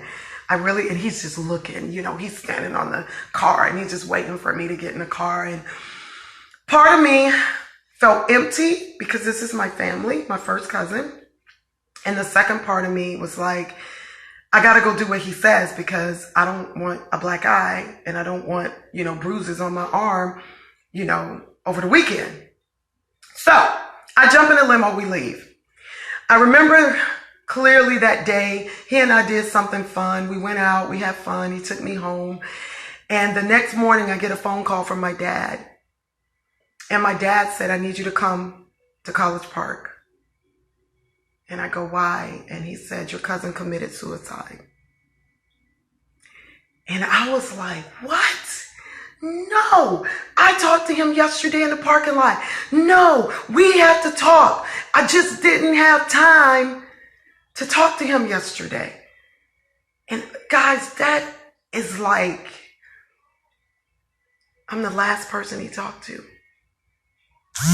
I'm the last person he talked to. And it's like, what was he going to say to me? What could I have done at 18 that could have changed the course of his life had I listened to him? Should I have just stayed after school, walked him home, had my mom come and pick us up, had my dad come pick us up? What could I have done, right? So here I am, 48, and I'm thinking about this. Good morning, I'm thinking about this, and I'm like, oftentimes in our lives, we don't set ourselves up to be open, to listen to someone. Self-care, there is a part of that we have to love ourselves enough, even in our chaos, even in our glory, even in our own mercy on our own lives, that we have to stop and listen to others, because we could be that person that helps change the course of someone else's life. Now, guys, for years, like probably from 18 to 22, I blamed myself that I didn't listen to him. And yes, my mom helped me talk to someone and get help about that. I remember my dad used to just hold me. He said, don't even say anything. Just let me hold you. Let me rock you. Let's watch a movie. It's not your fault. He would tell me that all the time. He would pray with me. He would tell me that, he made that decision. I'm 18 years old. I'm a teenager that didn't stop to listen, right? So with that being said, I actually went over to the house that morning. I saw the whole ordeal, something that I don't even think an 18-year-old should see. But today, 30 years later, yesterday, the weekend of the reunion from my high school, a lot of people went and they weren't aware that this weekend, that was what my thoughts were about. My cousin committing suicide our senior year. They know, they remember. He went to MD Collins. They know who I'm talking about. They know that was my first cousin. We have the same last name. They know. With all that being said, we have to take what goes on in life that's so chaotic and put it into divine order. Like, God is amazing to give me a divine order course to teach the multitudes, to teach the women, to teach the children, to be a coach, that something of that nature happened in my life. Not I woke up and heard it on the news. That happened within 24 hours of my life 30 years ago. 30 years ago. That I was not mature enough to be open. But now I know the difference because God has redeemed the time. He has blessed my soul. He has given me a ministry of divine order to teach the multitudes, to get women in order so that they can get their families in order, so that they can have their foundation where they breathe, where they sleep, where they eat, where there should be a clean space that they lay their heads down at night. You know, my sons left for football camp this week. And, you know, I get back to get ready for this. And the first thing I think about is I go in his room. I'm like, oh, my God, I got to vacuum. I got to clean his bathroom. I got to put fresh sheets on. So when he returns in a week, oh, my God, he just comes back to Marita Hilton. I call it the Marita Hilton. Always wanted a bed and breakfast. Always wanted a hotel. I mean, I teach him, you know, people say, well, how do you get your kids to understand cleanliness? And I say, you know how it feels when you walk into a hotel and it smells good, the bed's pulled back and the towels are fluffed, just perfect. And I'm going on a lighter note. And it just smells good with Simply Marita candles, you know, embroidered Simply Marita towels, and you lay on linen from Simply Marita products, right? Here in our home. Oh, you lean back on a Simply Marita pillow. Listen, there's nothing like it. Your home should be your haven. Your home should be your refuge. Your home is the foundation of self-care. You don't self-care outside the home. You self-care in the foundation of where the good spirits and the greatness of who you are dwells in peace. When you wake up in the morning, is your mirror clean? Is your toothbrush clean? Is the little container that you put your toothbrush in clean? Is the sink clean? Is the floor where you put your feet? Guys, you know, when they said cleanliness is next to godliness, I believe it. It is very divine to have a clean house, go to bed with a clean kitchen, have a clean closet, have your shoes wiped off on the bottom that dwells in the closet or in a box. Like, it's order. Like, is your life in order so you can wake up and do the things that God wants you to do? You know, one of the things that I get, I think someone said it on here that is different for everyone. Good morning, Jennifer. It's different for everyone about divine order and about self-care. It means so many different things about you. There's no way your mental, emotional, and physical health is in divine order if the foundation of where you live isn't in order. You can't wake up to cussing and arguing, dirty dishes, stepping over dirty clothes, dog leftover poop. I'm trying to give these scenarios I hear my clients talk about. Bird poop in the corner. Just chaos, right? Go take a shower, make your face up, put on your cute clothes and walk out in the world and think that that's going to work for you. And you wonder why you're taking these spirits along with you to work. And then nobody likes you at work. Nobody wants to talk to you at work. People can see and feel the chaos on you. Like, guys, our bodies and our beings are spirits, and a poof, we're here, and a poof, we're gone, right? All I'm saying to you guys is divine order is a serious matter that people, it's what we already know. God just gave me a different title and a different trademark in teaching it to the multitudes. But really what it basically is wash your behind, clean your house, and keep yourself looking decent to society. You know, it's a lot of people that I hear on here go, oh, people don't care. I don't care what people think. I don't care what people think. People who say things like that, because I do care what you guys think. I do care that I look appropriate on this camera when I come on Monday. I do care. I love money and I care how I look. Now, how I use my looks and how I use my money for currency to have the things that I want and pay my bills, right? It's from my heart, but it's from a clean foundation of who I am, what I have to offer, You know, when I tell people I'm a life coach and they come to my house, and I tell people I am an interior designer and they come to my house, they can see that at the front door. I mean, you don't even have to get out of the car. I go outside, my neighbors will go, you do something special because your front door with this wreath and this like welcoming sitting area, sometimes I walk back here and I go, gosh, I wish I could just go sit down. So if I ever see my neighbor sitting out there, I know why. Guys, your representation. There was a person last week that I read one of her connotations or conversations she was having. The content of her business, her copy that I'm sure is on her website. She stated that you should dress like your brand, like your style of clothing should be your brand, or it should match your brand. And I kind of listened to that. Y'all know I break stuff apart. I just bring it a different way. I thought about my brand. My brand is Simply Marita. My brand is products. My brand is, you know, it goes from soap to candle to linens. And I started thinking about, well, guys, do I dress like soaps, candles, and linens? Then I thought about it. I do love my crisp white shirts. I love denim. I love pearls. I was going to put my pearls on, but I guess I didn't. I love my aquamarine, you know, birthstone ring. I started thinking about, you know, my brand and do I style myself as my brand?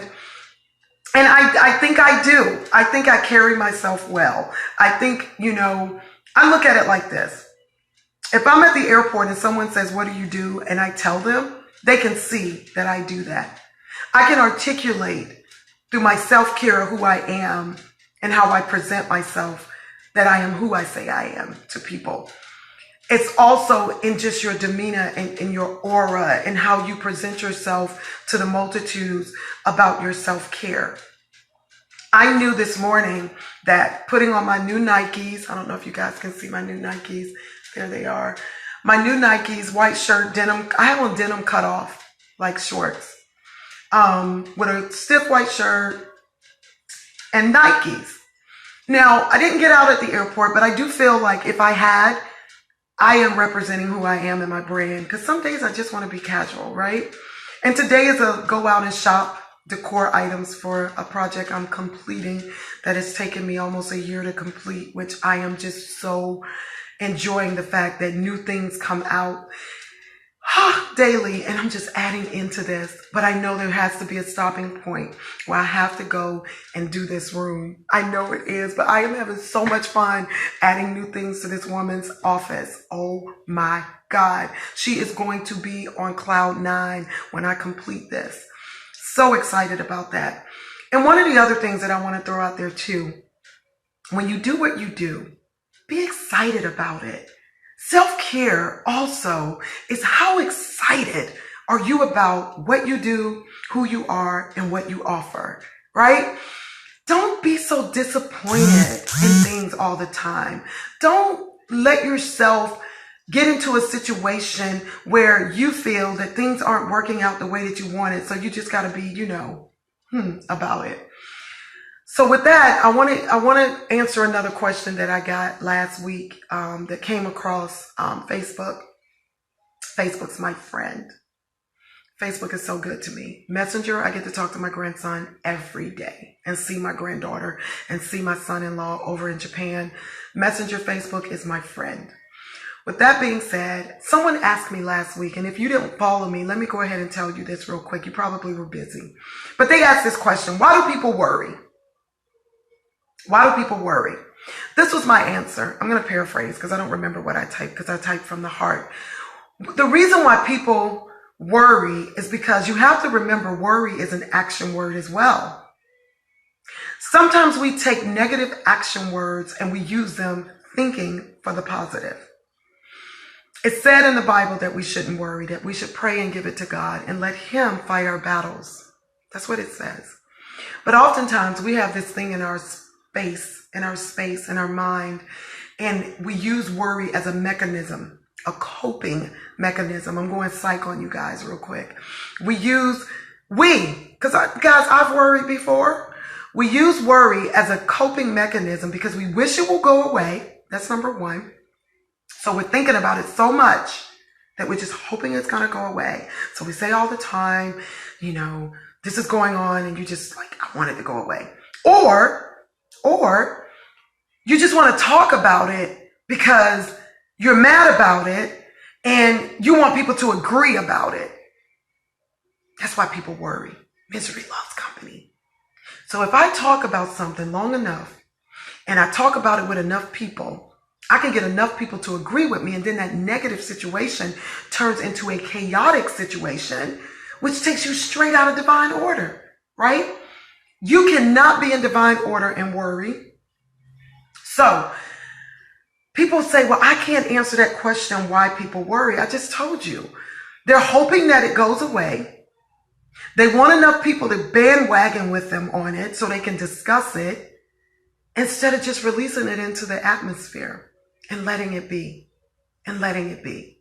You know, one of the things with me, I noticed when I started the candle business that there are about 5 local women that do candles, and we all do them in a different way.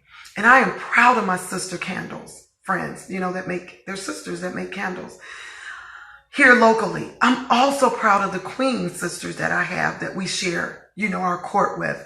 Guys, everything that we do, we share that with someone else. But the special thing about God and the Christ in us is that we are able to share it with the multitudes in a different way. In a different way. We have Hope Speaks on here. You know, we have Dr. Will Speaks. I have Dr. Sheila Speaks. I have the other day people were like, you never talk about, you know, bad stuff on Facebook, because I don't have bad people on Facebook. At least they know not to put anything on my post, right? So I have a lot of pastor friends, a lot of speaker friends. We are in different, good morning, we're in different groups together. You know, like 5,000 speakers in one group. I'm in something like that. I'm in a group of 7,000. You know, what I'm saying to you guys is about self-care. Love thyself. Love thyself enough to know that yes, there's other people making candles. Yes, there are other motivational speakers, but no one can quote like me. No one can speak like me, because God has given me this gift that when I go out, the ears that need to hear me will hear me. The ears that need to hear my sister friends that speak, her multitude is there.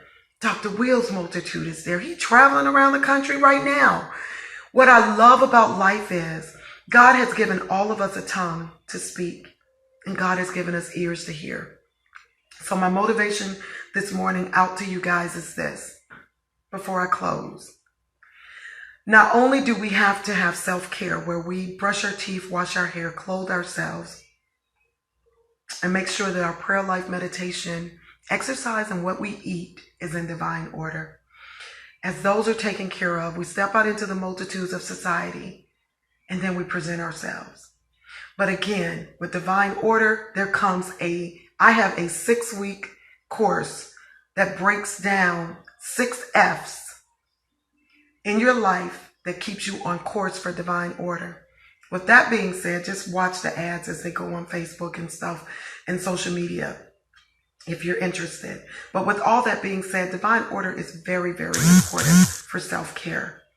When self-care becomes an understood component to your life and not just a term that your girlfriend threw out to you telling you to get your nails done and a massage, those are enhancers. Those are beautified enhancers.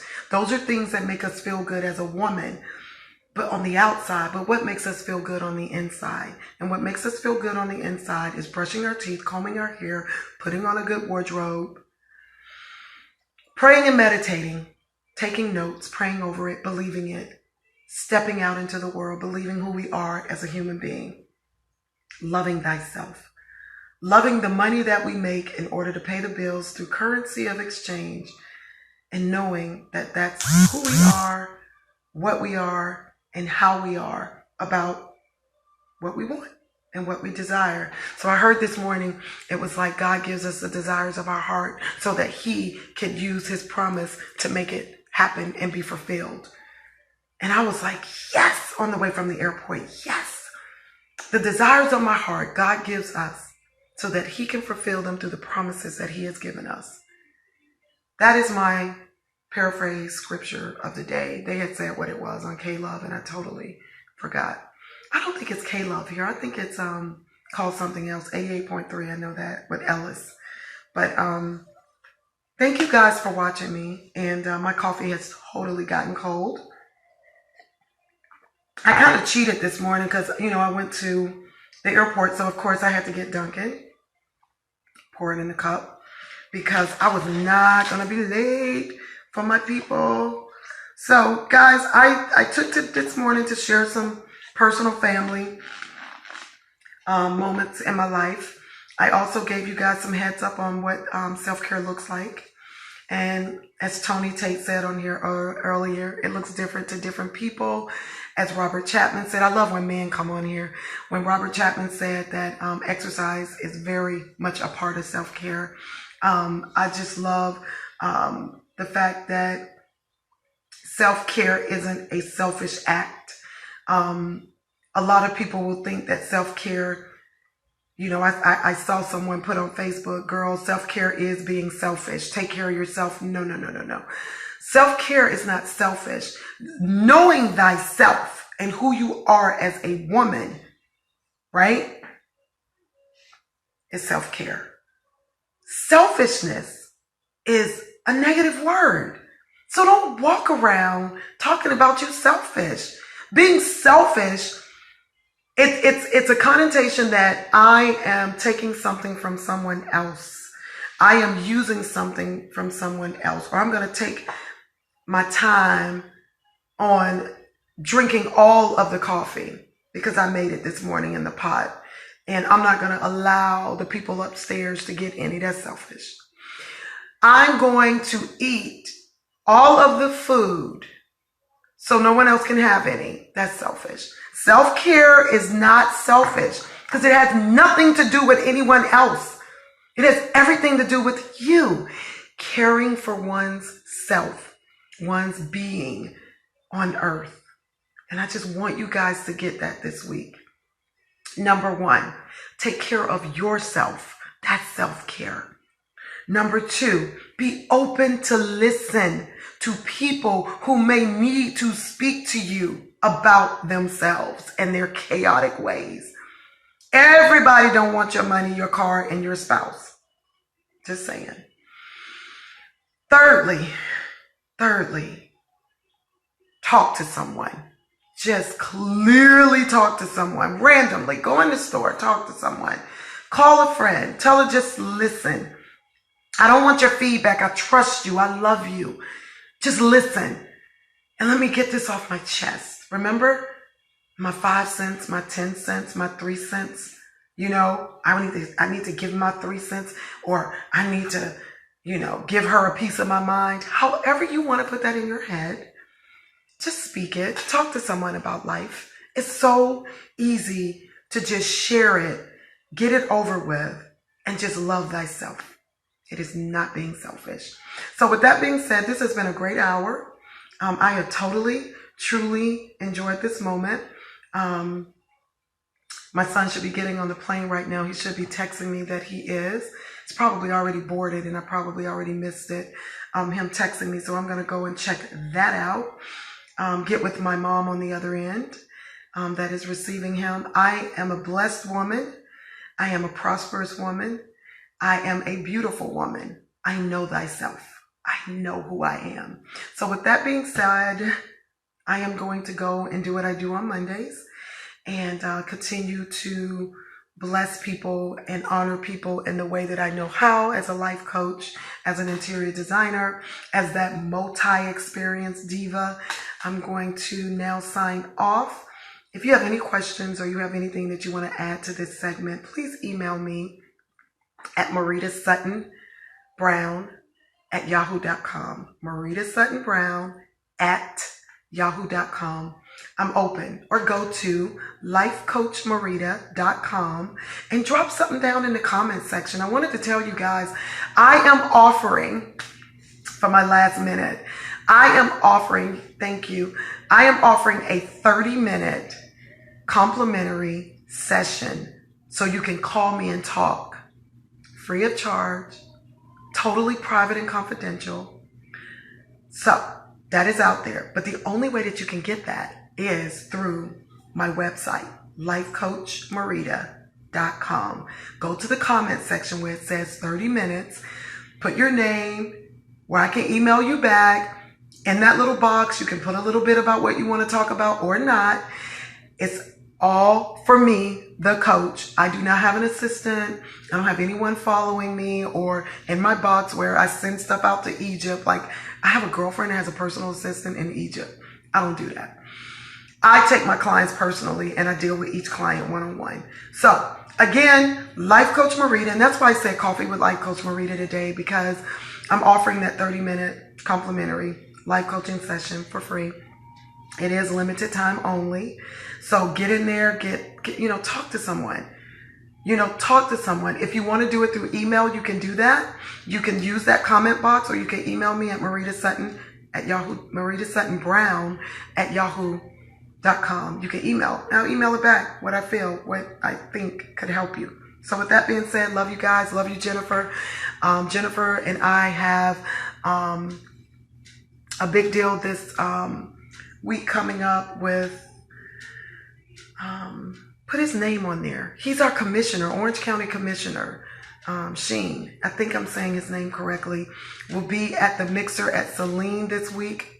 And guys, just follow me on Facebook so you can come to that. That mixer is going to be awesome. Let me tell you something. For a commissioner of a county, that's the person that talks about all the stuff being built and stuff and monies. For someone like that, hi Keisha. For someone like him, I went to a function with him. That man brought some people in the room.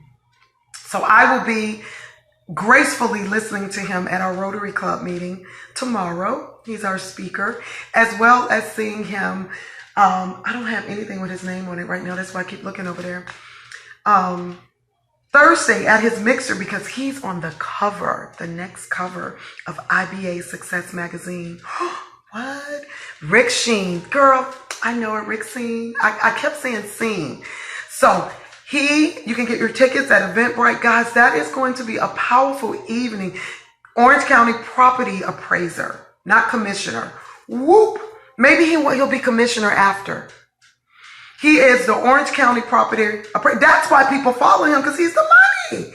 So he brought like over 200 people at the high school a couple of weeks ago. He's going to be our speaker tomorrow at Rotary. So there's a plug out for our Rotary Club, plug out to IBA Magazine. And then his mixer. I love IBA Success Magazine mixers. They are the best. If you're ever in town and you see me going to one, you better follow. You better follow. This girl throws a mixer like no other. So it's a networking. So I'll see you guys either at my Rotary meeting tomorrow with Rick Sheen as the speaker, or over at the mixer this week, at the end of the week at Celine downtown. So with that being said, I love you guys. I'm going to go because I could stay on here forever. And I will talk to your beautiful faces. Thanks for putting the information on there. This is a great way to network and plug our sister girls things on here Celine Orlando, thank you, as I present them. So with that being said, I love you guys. I will talk to you next Monday. Follow me this week. It's going to be an interesting week. Bye-bye.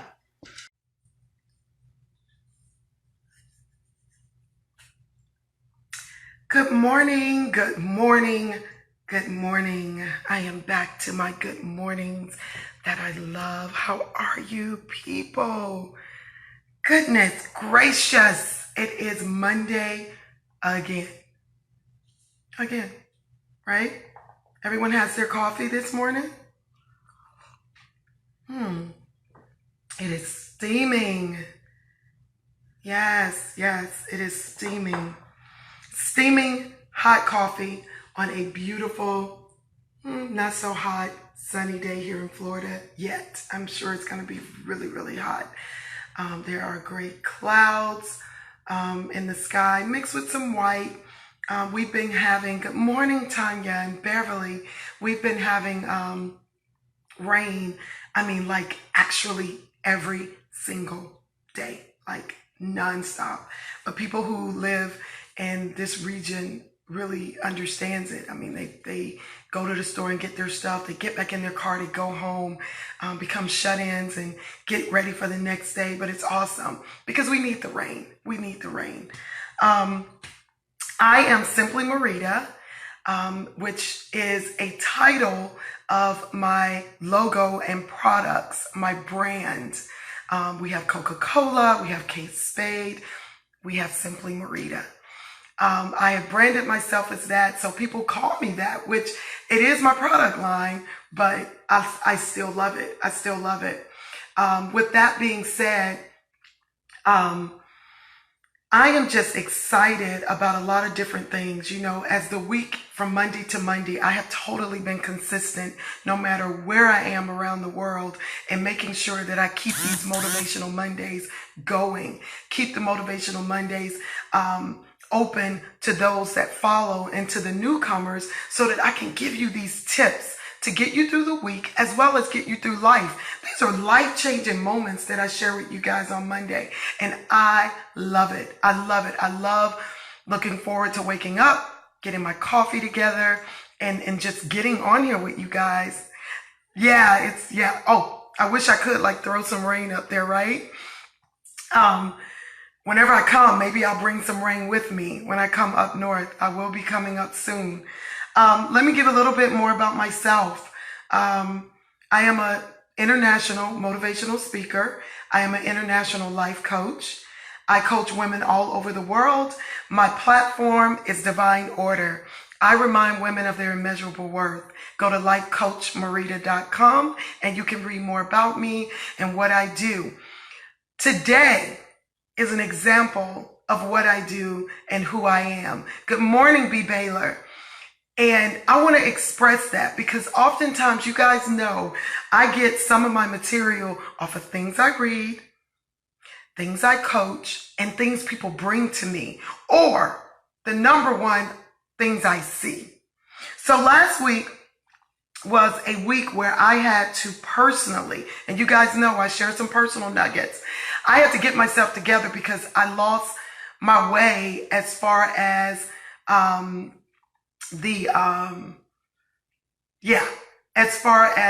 but I'm like kind of south. You guys are kind of, Tanya's like up north, I think, right, B? I got distracted.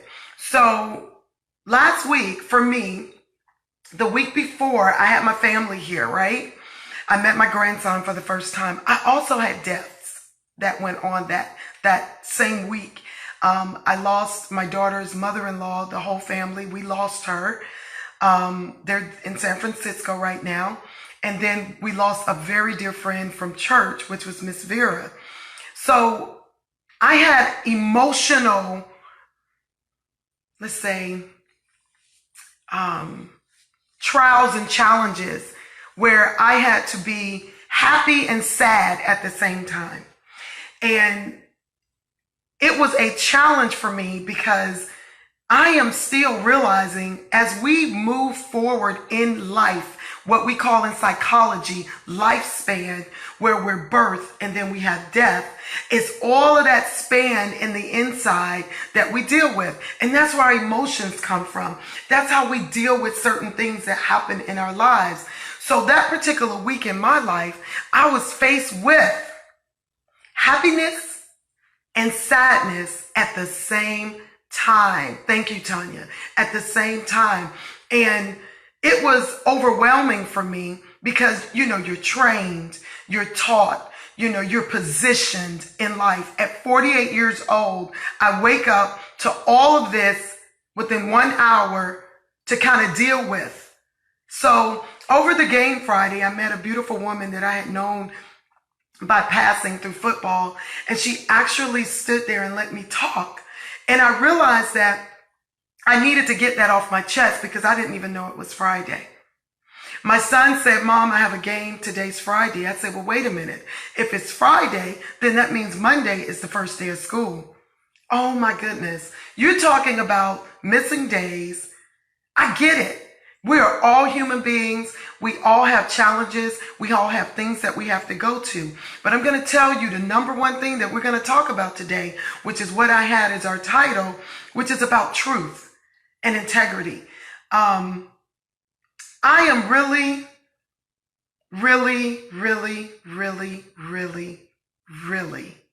a stickler about being truthful. And omission causes a lot of us, when it's time to tell the truth, not to tell the truth. And omission can get you in trouble. It can get you into some trouble to where others feel that they were not good enough or important enough or trusted enough to receive truth. So we're going to go over some of that today. And my title today, as you know, over the last couple of weeks, I've been a little bit strong in how I present things because I'm passionate about making sure that what comes out of my mouth is truth that you use to help you. That is why I went and got trained and schooled and educated, right? So I'm so excited to be with you guys today on Monday and express something that's really been going on with me for a very long time. And I kind of don't speak it as much as I should. I speak it often in my coaching sessions because most of the time, one of our nuggets today is seek someone to share the truth with so that you can go to the people that need the truth be told. So that's my title, Truth Be Told today. I know it said something different on our Facebook Live, but the message here is more important. So get your coffee ready, get your pen, get your paper, and let's roll, right? I'm so excited. I do want to do a couple of shout outs. Thank you guys for purchasing the books and so forth. We're having some technical difficulties with the website with Bella, but it will be up and running again soon. The other thing I wanted to say was a lot of people don't want to know the truth. What is that movie? You Can't Handle the Truth, right? Oh my God. So I know we're going to have a lot of people fall in, fall out because they don't want to hear about the truth. People don't want to hear about the truth because they think they're so in control of their life that this is not the right time to say what I need to say. This is not the best time to say what I need to say. I need to go and I need to wait for the right time to express what I feel. This is how people live their lives and they miss out on their blessings. They miss out on the opportunities and the possibilities of being who they need to be for themselves and as well as others. I feel that sometimes, and I personally am speaking from my own truth. I know that there are things in my life that I wait and I'll say to husband, I'm not ready to tell the multitudes. I'm not ready to tell family. I'm not ready to tell anyone right now. I get that. But let me express some things that got me going that helped myself and some others through my coaching, right? Truth be told. Truth be told is actually a window to happiness. A window to happiness. What is happiness? Everyone wants to know, I have to make myself happy. You can't think that your spouse or children or your job or your neighbor is going to make you happy. Happiness is within. Happiness is an action. Happiness is an action. A state of being, feeling, showing pleasure or contentment. That is what being happy is all about. Satisfied. You guys saw me. I put a picture up. And the picture stated, this would be my album cover. Matter of fact, I just said this is my album cover. What did I say? Happy and Satisfied would be the title of my album. So I put that picture out there because it was the start of this segment that we're doing today. I create my own happiness. I took those pictures at 1 o'clock in the morning and I took them as an expression of myself to self. I wanted to giggle at myself. I wanted to laugh at myself. I wanted to look at myself. I wanted to see how I felt to be Marita. So I took those pictures. I made the collage. I put it out to the multitudes. And I stated to you guys that that's my album cover. Really? Right.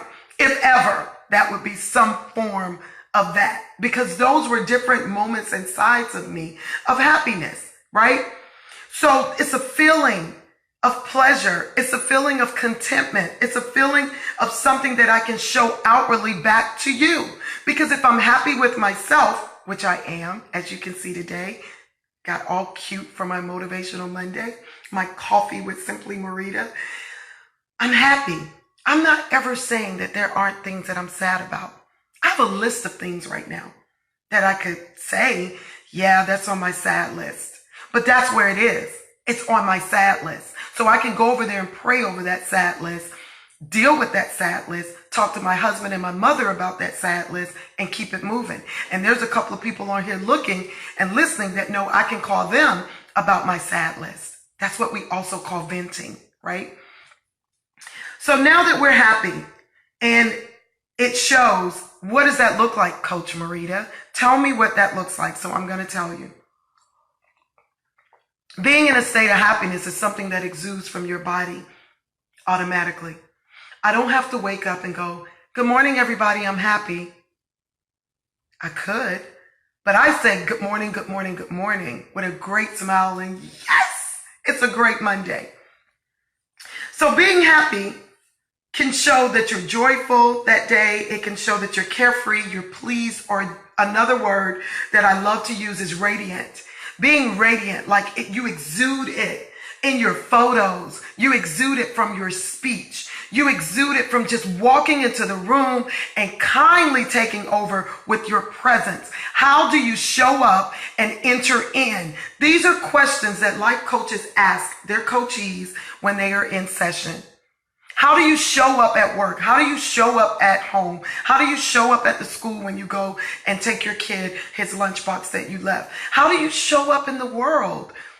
And that's where the truth be told. You do not have to explain who you are and how you come off as a coach, as a singer, as a model. If I'm at a fashion show, for example, and the models come out on the floor and I see these new costumes and I see the new outfits and the hairstyles, by the way that that model walks, I know that she's pleased with the outfit that she has on and she's ready to show the show. When I go to the ER and I meet the ER doctor that is taking care of my son, I can tell if the doctor is happy by the way that the medical doctor shows up in the room and says, good afternoon, good morning, or good evening, according to what it is, because she's presenting him or herself to me as a parent to my son that is hurt. I can see happiness. I can feel it. You guys know what I'm talking about. You go somewhere, someone comes in, and there's no happiness on them or joy at all. And you're wondering, is this the person I have to deal with? Because this is going to be a challenge with me. So I've changed waitresses and waiters if their attitude is not what I need it to be at a restaurant, because there's some truth in that. The way that you carry out my food, the way that you present yourself to me with a hello or not determines, are we going to have a happy meal right now? And I'm giving you guys these things because then I'm going to give you some serious things towards the end. One of the things that I deal with a lot of my coachees is when they call in and how do I tell the truth? How do I tell the truth to someone? How do I stop, get myself together, and tell the truth? A lot of people, we're not saying that people aren't telling the truth. We're talking about living out integrity and living in happiness and not having to state to anyone who you are, because it will exude from your being, your presence, the way that you look, and your articulation, the way that you speak. You cannot set people up verbally through this kind of platform on who you are unless you are who you are when live hits first second. Get that? As soon as I hit live, go live, here I am. I don't have to explain to you who I am. You can sit here and watch and listen to my articulation and look, right? Good morning, Sherry. So with that being said, I'm going to give you guys an example. I had to call because we're going to talk about truth be told and how it deals with omission, right? Omitting things. But last week I had a phone call to an attorney, excuse me, that I needed to, I got to get a coffee grind out of my cup. Oh my goodness. Unfortunately, we do not have commercials. So I thought that was kind of cute. Oh my God. So I had this conversation last week with someone in the legal field. And I called. I left a message. They called me back. And the first thing that this male figure said at this law firm said to me, I knew from the first 3 sentences that you, a woman he's never met before, is Christian and called to the ministry. And I cracked up laughing. And people, if you've been following me, you know who I am. Cracked up laughing. He says, okay, you get that a lot. And obviously, you know this. You know this. And I just was like, whatever. So let's go on with, and I did that because truth be told, I do know that. Truth be told, I'm glad that I'm in a position at my age and in this era of how the world is being, that under God, I know who I am, and I know who I am to the multitudes, that I don't have to tell people that. That I can just answer the phone and say, hey, this is my request. This is what I need. And then people can feel that and see that. That wasn't the first time that's ever happened to me. And it happens a lot, especially when you're going on an interview or you're going in for a speaking engagement. People want to know where you are. Well, the bio says one thing, but when I speak, good morning, Miss Carter, says another. So with that being said, it's like, be truthful in just your speech and who you are. And you don't have to tell people that. Let who you are exude from your inner being for the multitudes. So omission. What is omission, Marita? Omission is someone or something that has been left out. Normally, omission can turn into a lie. That is the normal thing with omission. It just becomes a lie. It becomes deceit. It becomes something so negative that it has to be transformed again into truth and integrity and moralistic values after being told or left out. So after a lie has been told or after omission has been given. So let's give you one of these in real life. Oh, I wanted to let you guys know we do have another baby alligator out in the lake that is about maybe 3 feet. He plays with my husband. He's looking out right now. He doesn't come on land that I see, but there is a baby alligator out there this morning. He is maybe about 15 feet out to the lake, but he exists again. She had another baby. What she does is she's about 15 feet long. She comes into this lake, has her eggs. She leaves one baby, and then she leaves and goes away. The baby grows up, it leaves. 6 years of this I've been going through. So they become our pets and friends and stuff, alligators. With that being said, omission. I remember back in the day, I had a conversation with a female friend that shared with me that she omits things from her husband.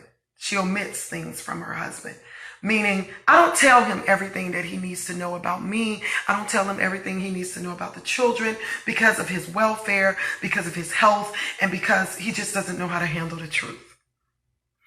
And I will tell you that omission is part of life. It is sometimes needed at certain stages. But I feel that if it is going to be family oriented or business oriented or personal relationship, and it could turn into something where it hurts someone, I think truth should be told. Truth be told at that point.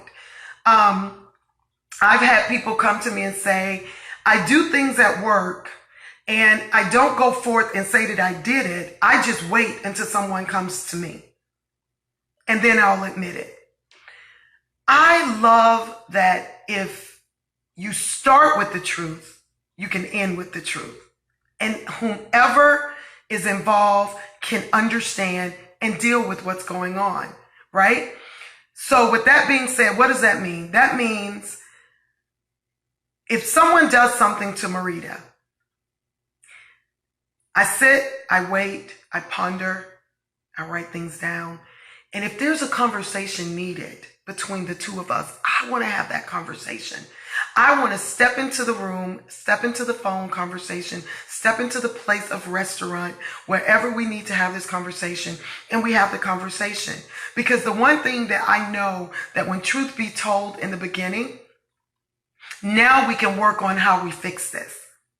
But if, there's a saying in Proverbs 10:9, you walk in integrity, Proverbs 10:9, walk in integrity and you're securely sure of who you are, right? Y'all know I put a twist to it. But when we walk in crooked paths, right? When we walk in crooked paths, y'all know I'm funny. You're going to bump into something. You're going to bump into somebody. And then your truth is going to be found out. That takes us to secrets. That takes us to secrets. I hear it all the time, especially on my soap opera. I heard it the other day. I love Bold and Beautiful. And I heard him say on Young and the Restless, this will be our secret. And it took me back a minute because I used to think that secret was what we used to call white lies, right? Like white lies. What's a white lie? Why can't it be a black lie? Why can't it be a green lie? I remember we used to say that, white lies and things like that, or secrets.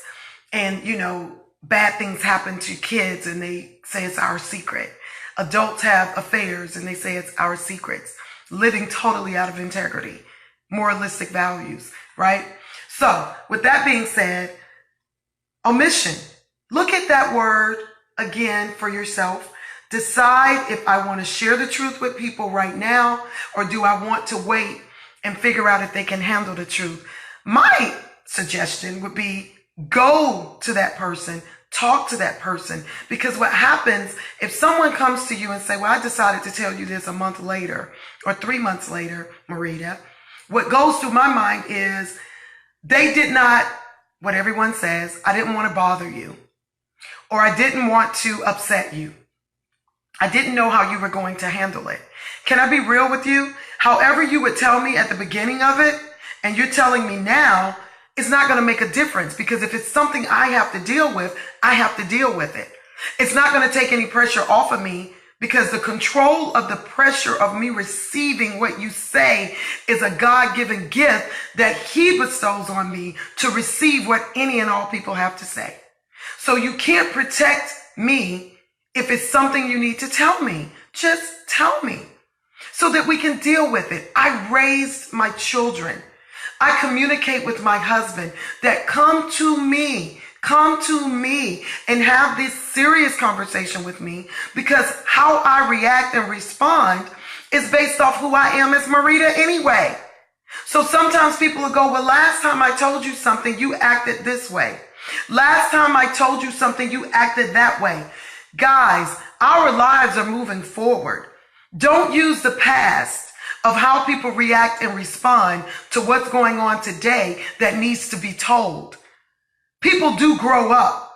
People may stay the same, but our response and reaction to truth will always be, we still have to deal with it.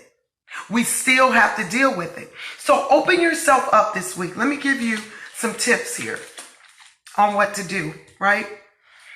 Here's the first tip that you guys need to know about truth be told.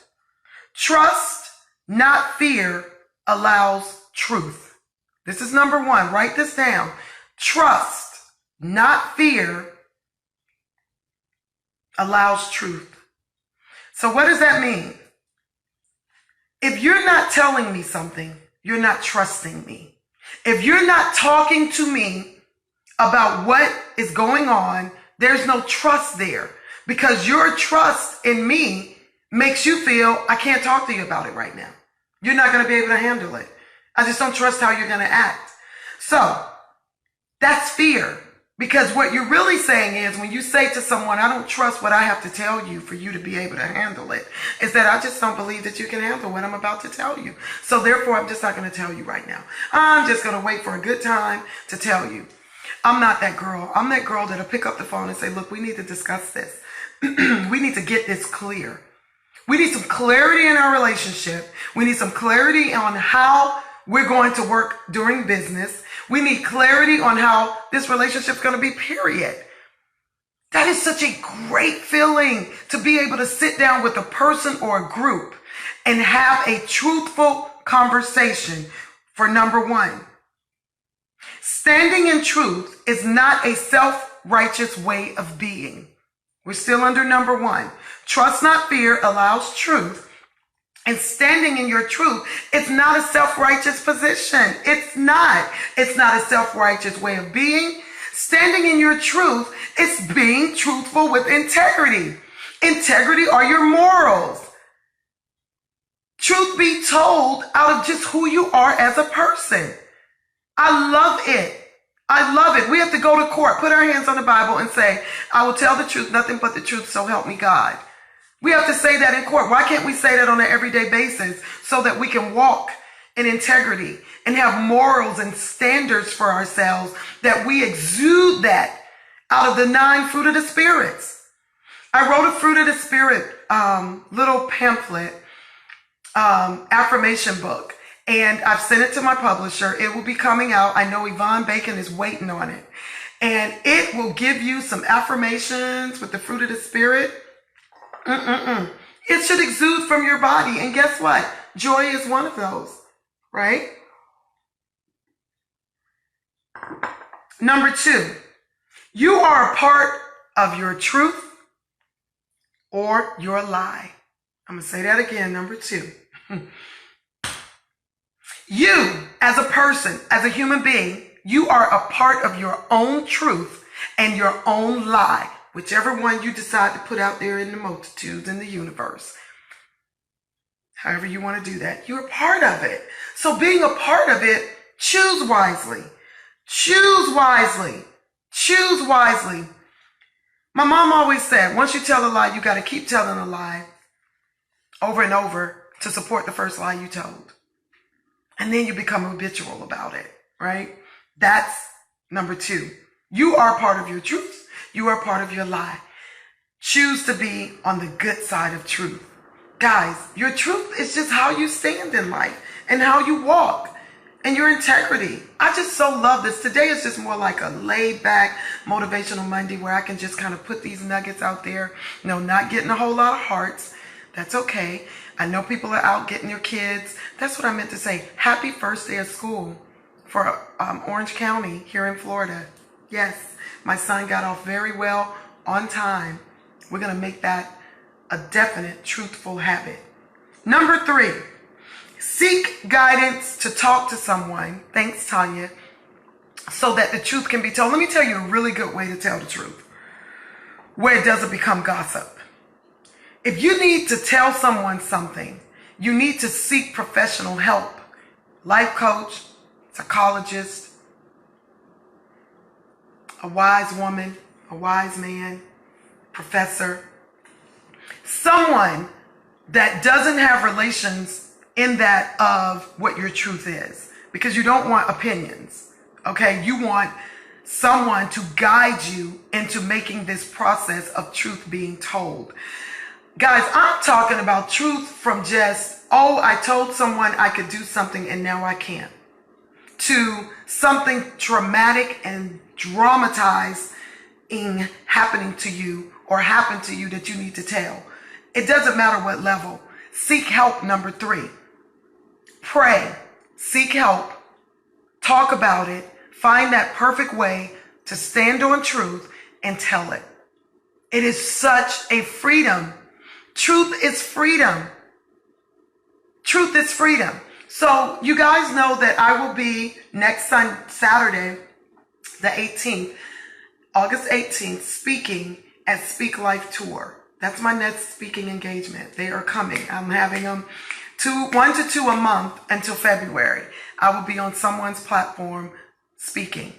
With that being said, I started thinking about what does Speak Life mean? And she asked that question when we were on her radio show. And you can go back to Speak Life Tour on Facebook and look under their live videos. And you'll see where I was speaking and answering the questions from that platform. Yay, Tanya will be there. Yay.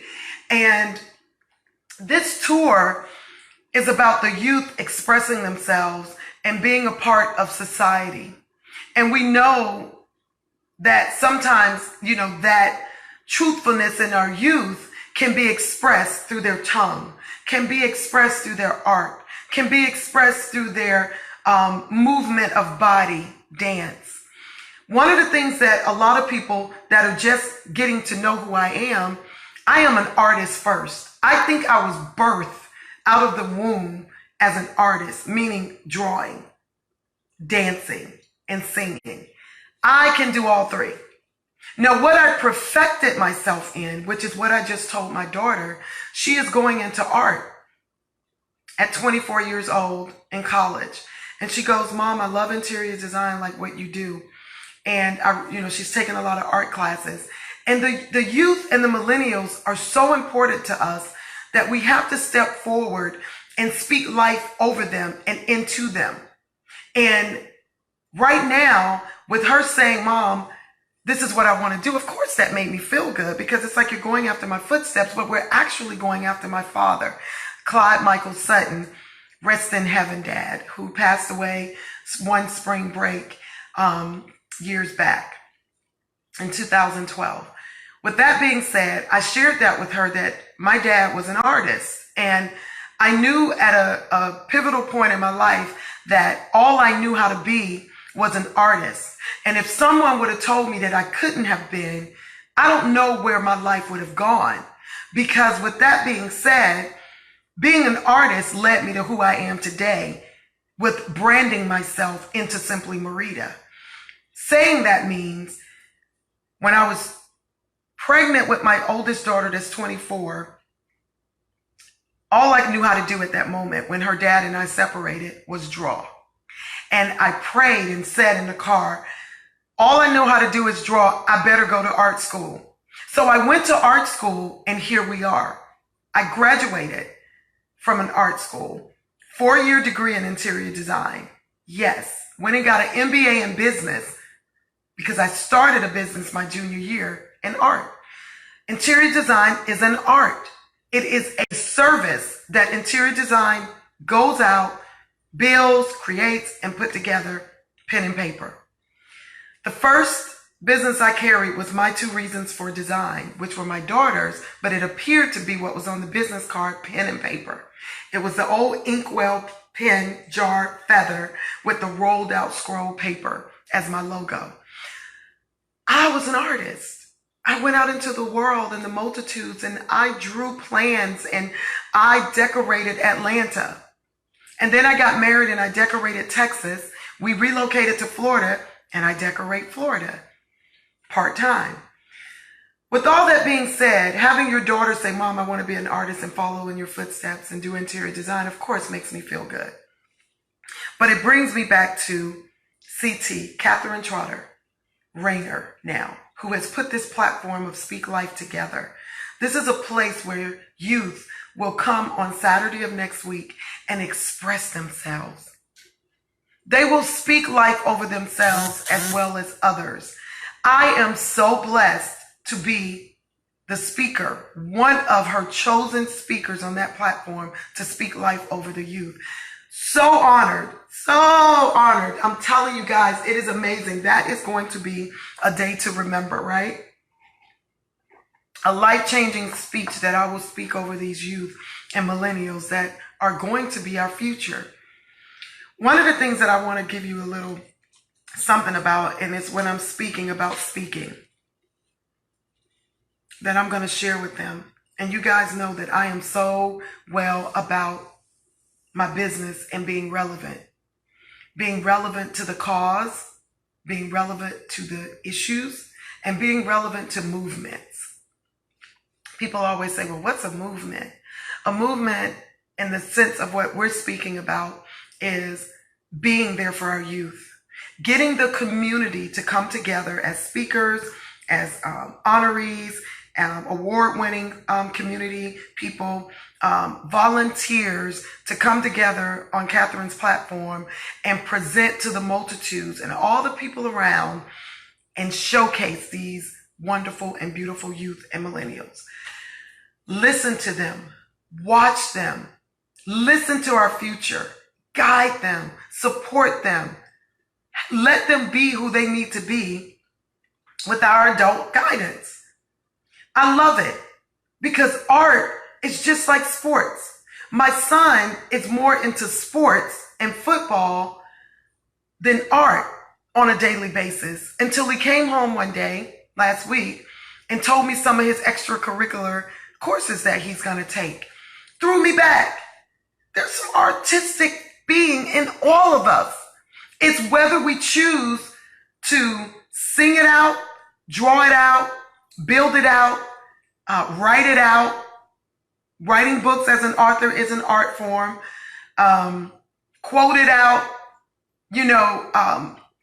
using our hands to build furniture, build buildings. Guys, sometimes I like to bring things to simplicity. And art is a form. It's something that we all can do. And it's in different spots in our lives that we choose. So being honored to go for Speak Life Tour and be with these wonderful, beautiful people that are going to show up Saturday. Get your tickets. I'm not sure what day the last ticket sale day is, but I know it's coming up soon. I'm not sure if it was this Wednesday coming up or last Wednesday, but go online, Speak Life Tour. It's on Instagram. It's that blue and white black microphone logo you see on my Instagram, as well as the blue picture. So you know what the logo is. Go look for it. It's going to be a great, great opportunity to support youth if that's something and others that you're interested in. Another thing that I have here on my notes is, and I did mention the fruit of the spirit. I always look over there at my big clock. It should exude from you as you walk, talk, speak, and even in your art form. The books that you write, the things that you make, the services that you serve, integrity, morals, standards, values should exude from you.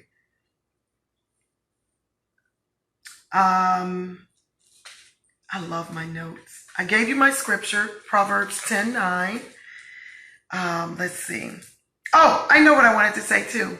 I know, because I love reading my notes. That's why I tell you guys, gotta have pen and paper. One of the things that I had went over with you guys when we talk about omission with morals, and then we have our legal obligations. Morals is our everyday being. When you hear me speak of morals and standards, that's just our everyday way of being with each other. And then our legal is, of course, when we go into a legal battle with someone, we must stand on the truth, tell the truth, make sure that we don't omit anything out, because that could make us lose our case, right? So I wanted to make sure I said that because I had it circled here and I don't remember in the beginning of the live that we spoke about that.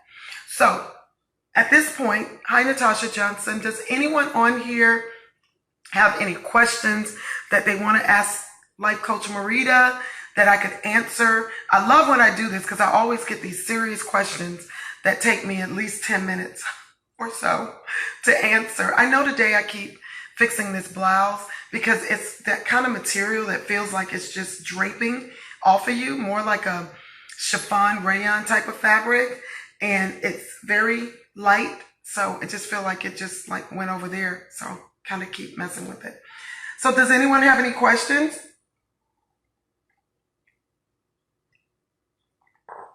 Because I have a question that was emailed to me. Good morning. I kind of like to have my interaction time right about now before we go. Today was, like I said, first day of school. Football season has started. Y'all know I'm a total football mom. Go Lions. I can't wait till this year. It feels like after he's moved up to 10th grade, JV/varsity. Well, they don't do JV/varsity like they do in Georgia. They do 9th grade/JV.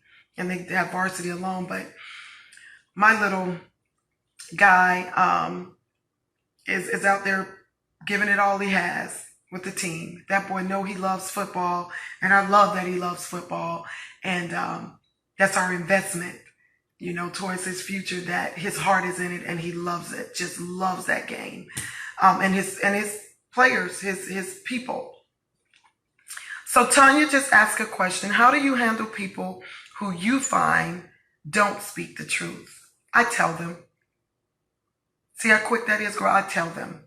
I will tell them, Tanya, if they are in a space with me and I'm finding that they're not telling the truth or speaking the truth, I have a conversation with them and we talk about it.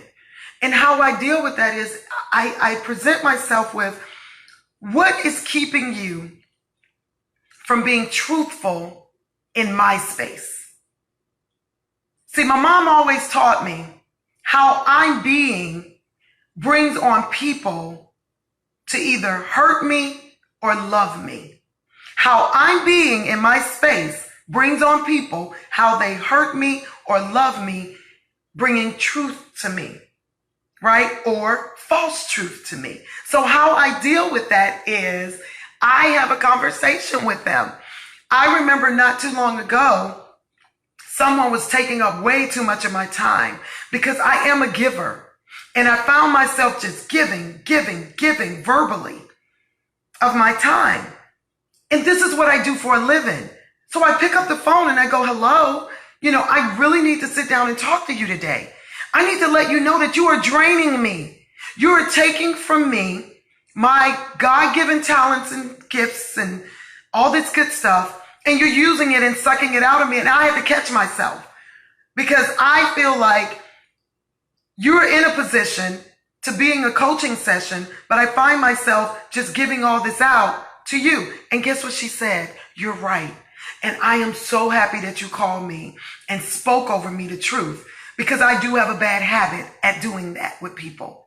See, Tanya, to answer that truthfully and on, you have to be open with the people that are around you. You have to, because those are the people that take advantage of you. It has always been said, right? So let me go back. I saw another question. Tanya, I hope that answered your question, Tanya. Let me know if that did. It's okay that you're late, Natasha. How do you handle people who find, I just told you that. Yes, being direct. Yes. I have a question. How do you know the difference between someone who is interested in your business or actually trying to get you to respond to something, and how you do it? And oh, yes. I love that question. Sharing.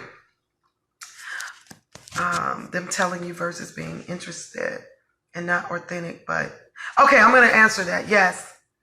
Interested in your business. Okay, Sherry, let me give you this. This is a good question because, everybody who sells something, a product, or everyone that has a service. Sherry just asked a great question. I'm going to simplify it so I can answer it. She asked, how do I know that people genuinely want my business? Or are they just interested in how I do it? Or are they just doing what they do? I'm going to get to you, Carla. This is how. Once you present your business, Sherry, to someone, and someone tells you, right now, I'm not interested, take that. Because sometimes people don't have the funds. That's not where they are in their business for your services. I'm going to give you an example. Personal. I love my personal examples. I don't even know if she's on here today. But last week, a friend of mine started a new business. She asked me to support her in her business. And this is what I said. I said, what you do right now, I do not need. I told her, guys, you are your own person. You run your own life. You have a right to tell people what is in your space that you can do and not do. I can't do it right now. You have a wonderful business. Let me give you a few nuggets that'll help you in your business. Some she had already inquired on, some she didn't.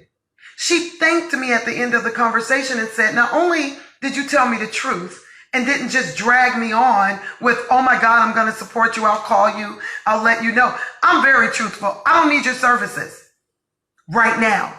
But when I do, I will call you first. That's how you handle it. You tell people the truth. I'm not going to lead her on having her think that when she see me at the store, at a mall, or at a club meeting, that I'm neglecting her. No, I told you on the phone that your services is not something that I need right now. But when I do need it, I will call upon you. When I set out my advertisement, Sherry, with my books, and I put out 50 a day or, 100 a day to people around the world, my expectation is that I sell my books. My expectation is that I sell it to a lot of people. But everyone is not in a space and a place to do a faith-based Christian journal of prayer. Everyone's not there yet. There's 7 billion people in the world, 300 million in the United States. Everyone's not there yet. I'm not ready for her services. Everyone's not ready for my journal yet. My prayer is that they are. I hope that answered your question. Let's see here. I don't want to be judged. So sometimes truth is withheld. Carla. Exactly. That's the issue we have. I admit the truth so that I won't be judged. That is a space of fear. And I'm glad that you can even write that and admit that, because a lot of people are in that space. I'm just not going to talk to them because I don't want to hear what they have to say, because they're going to judge me. Listen, you are who you are. You are who you are. So it doesn't matter how they judge you. Let the truth be told. That's our title. Let the truth be told. And I always say to people, I don't gossip, because if it involves me, it's the truth. So if there's a conversation going on about Marita Sutton Brown, and I have to go and maybe defend that conversation, let truth be told. They've already judged you. Because if you already feel that what you have to say may be judged, Carla, it's already out there. You may as well go out there and just start speaking the truth and nothing but the truth, because the truth will set you free. I feel better knowing that walking in integrity and what I get back and what I give is a true balance of simplicity. Because if I got to omit the truth and leave out bits and pieces to the puzzle, how can the puzzle be a whole? People are going to judge no matter what. I'd rather be judged on the truth than on false accusations. I'd rather be judged on the truth than false accusations. Because once the truth is there, let people deal with it the way that they need to deal with it. I can't balance and measure someone else's response to the truth. If it involves us both, that's like in a relationship. I remember high school. Everyone's been in this place. Everyone's been in this place. I don't love you the way that you love me. Everyone, if you are a human being, you have felt it, whether you've said it or not, whether you were strong enough to say it, you felt it. You have been in a relationship of love where you will say to that person, I don't love you the way that you love me. And let's do the vice versa. I think I love you more than you love me. Or in a friendship, we're not rocking on the same wave in this friendship. You do these type of things. I do these type of things, but I still love you. Let's meet in the middle and do the things in a friendship that we both adore. But as far as the separate things that we do in our lives, we may not be on balance with that. So therefore we choose in the middle how to have that friendship. Guys, it's all in truth. Truth be told on every level of who you are as a human being, and don't worry about being judged. Being judged is someone else's negative way of being, not yours. Right? So I hope that answered your question. Let's see. I got some amens in here. Good morning, everybody. Hi, Trisha. So recap. For people that are just joining us, you know that I love giving my morning tips. Again, I know that the multitude start clicking on at about, I start at 9:30. And you guys start clicking on about 9:15, 17. And that's when all the hearts come and all this good stuff. And it's just like, whoa. So here's the tips for the day. Trust, not fear, number one, allows your truth. Trusting, not fear, allows truth. Be in your truth. Number two, you are a part of your truth or you are a part of your lie. You are a part of your truth or you are a part of your lie. Choose wisely. Number three, always seek guidance. Seek guidance to wise people. psychologist, a counselor, pastor, someone that deals with truth on a daily basis that can kind of break up where you are, help you put it back together, and push you out there to speak the truth and nothing but the truth. Those are the 3 tips. Our scripture today was Proverbs 10:9. Walk in integrity because you will walk in security. But if you walk in lies and walk in wickedness, you will stumble and the truth will come out. Kind of paraphrase that. I hope that answered you guys' questions. Good morning, Jean. I missed a couple of people on saying good morning because I went back up to answer some of the truth questions. But again, I want to give you a good thing, Jerry, with your question, if you're still listening and you're still on. It was something that a really, really wonderful woman that we all follow said. If I believe in my product and I believe in my services and I believe in me, 1 million other people will too. I wake up with that every day. I wake up with that every day. I wake up with, if I love me and I love my candles and home decor products, 1 million other people will too. Guys, it's what you think and how you speak. I love what I do. I love what I've produced. I love the brand that I sit in at Simply Marita with the beautiful logo that I hand wrote. I love that. And when I say that, that's what I give to the people that I coach. Love who you are. Love what you do. Respect who you are. Respect what you do.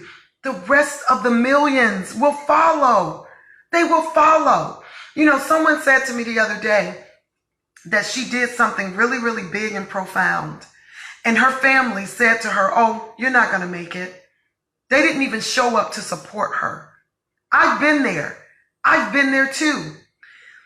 I've sat in the space and said, hey guys, you know, I do this for a living and none of y'all have supported me. I sat in a room and said that. But what gets me going is everyone doesn't want my services. Everyone doesn't want my candles. Everyone doesn't want my journal. But the people that do are the people that I do it for. How do you find that? You put it out there into the multitudes. You put it out there into the universe, marketing, and it will come back to you. Any and all things of God will come back to you when you put it out there. Period. That's what you stand on. And that's your truth. That's your truth. Your truth is telling the truth honestly, with integrity and joy. That's what the truth is. I love the truth. People act like the truth is such a bad word. It's not a bad word. The truth is exactly what it is, the truth. And nothing but the truth. And I love it. You guys get your coffee this morning? I hope so. I know that Miss B probably did. Thanks for the hearts. We've talked about my next adventure. We've discussed the truth and nothing but the truth. We also expressed and we discussed my fruit of the spirit that will come out as a Kindle version that you can download and do. It wasn't, the affirmation book wasn't big enough to be a full book, and it will be coming out soon. It will be on my website for you to download through Kindle. I'm so excited. I realized that I had wrote the book and started on it in 2012. 2012, let's tell the truth be told. And I completed the book 2016. And then I got it ready for my publisher 2018, like really put it together and got it ready for print. Amazing. Totally amazing. So with that being said, I'm happy when that comes out for you guys, a book of affirmations. God has been really good to me. I want to thank him for that. I did in prayer this morning. Just to let you guys know that I am in Studio Kit, short for Studio Kitchen. I am loving these moments that I have with you guys. I'm thanking you guys. I do like to do my thanks to you guys on here for watching and coming on and just listening to. Thank you for that powerful. Hey, Kira. Hey, Clint. Listening to the nuggets that I give. Bonita, Christian. Hi, guys. I missed you and answering questions. I want to. Hey, Stacy. Oh my God. So Stacy, Funk Love Bruton. Good morning, girl. Is on here. She is a female DJ. Oh my God. They go live and I'll put something on Facebook because I don't have my laptop to type out, but I'm gonna do my shout out for her and her husband. They used to do a lot of brunches around Orlando, but they have since I follow them lately on a daily basis. They do old school DJing. Okay, like I don't do that. I just know how to. I probably could do it. Stacey, we need to talk. I probably could. They literally have the thing, the player, and they do their thing. I love them, her and her husband both. I need you guys to go and check it out and just follow them because they're bringing that old school back. Like some of the things that we used to do, with the LL Cool J and all of that stuff. And mixing is what it's called. I knew it, girl. I knew I was going to get it out. Yes. Mixing. I hope that's right, though. They bring it back. They're adults, and they bring it back. And I love it. I love it. I was looking at some of her husband's work last night, how he was talking about, the music that they play. He paid for it and things like that. I get all in, girl. I'm all in. People think that, I don't surf the web. Yes, I do, especially the people I love. They are old school DJs. Go check them out. The Funk Loves, Stacy and her husband. They're on Facebook. They do lives. I mean, you can literally turn their live on and walk away and just let it play. And it will bring life to you. They spotlight other DJs as well. Amazing. I love it. So that's my shout out for this week. Is my Funk Loves. Hey Lisa. Hey Marjorie. Hey guys, go back. Today was a really laid back. I talked about truth and omission and put some pointers out there for you guys and just some ways this week and on with your life, how you can go into telling the truth, living the truth, and staying in the truth, and just being that person where you don't have to explain who you are. It just exudes from who you are. It just melts off your being that you are who you are, because that's what I teach. You don't have to say who you are. You don't even have to read your bio. Just your hello and your demeanor and the way that you dress expresses who you are. And that's what gets people to want to be around you, to want to be in your circle, to want to follow you, to just want to be a part of what you're doing and want you to be a part of what they're doing. Just be who you are. And that's being the beautiful, loving, open person that you want to be on whatever level that is for you. I love everyone. That's what my husband told me yesterday. Babe, you got to love everybody. And I was like, honey, I do. I do love everybody. I don't like some of the things that people do that I love and don't love. Oops, that I don't like. So with that being said, one of the coaches that I follow made a quote, Dr. Will, and he said, the more successful you become, I think I'm paraphrasing, the smaller your circle becomes. The smaller your circle, right? You're successful, and then your circle just becomes very small. And I amen that. And y'all know we got segments back about inner circle, right? So, yeah. The bigger you become, the more successful you become, the smaller your circle becomes, because now you're at your raw truthfulness, and a lot of people can't handle it. So with all of that being said, I want you guys in Orange County to respect our buses, to respect our children in their crosswalks, to watch that sign that says that they're walking. I don't want any more hit and runs this year.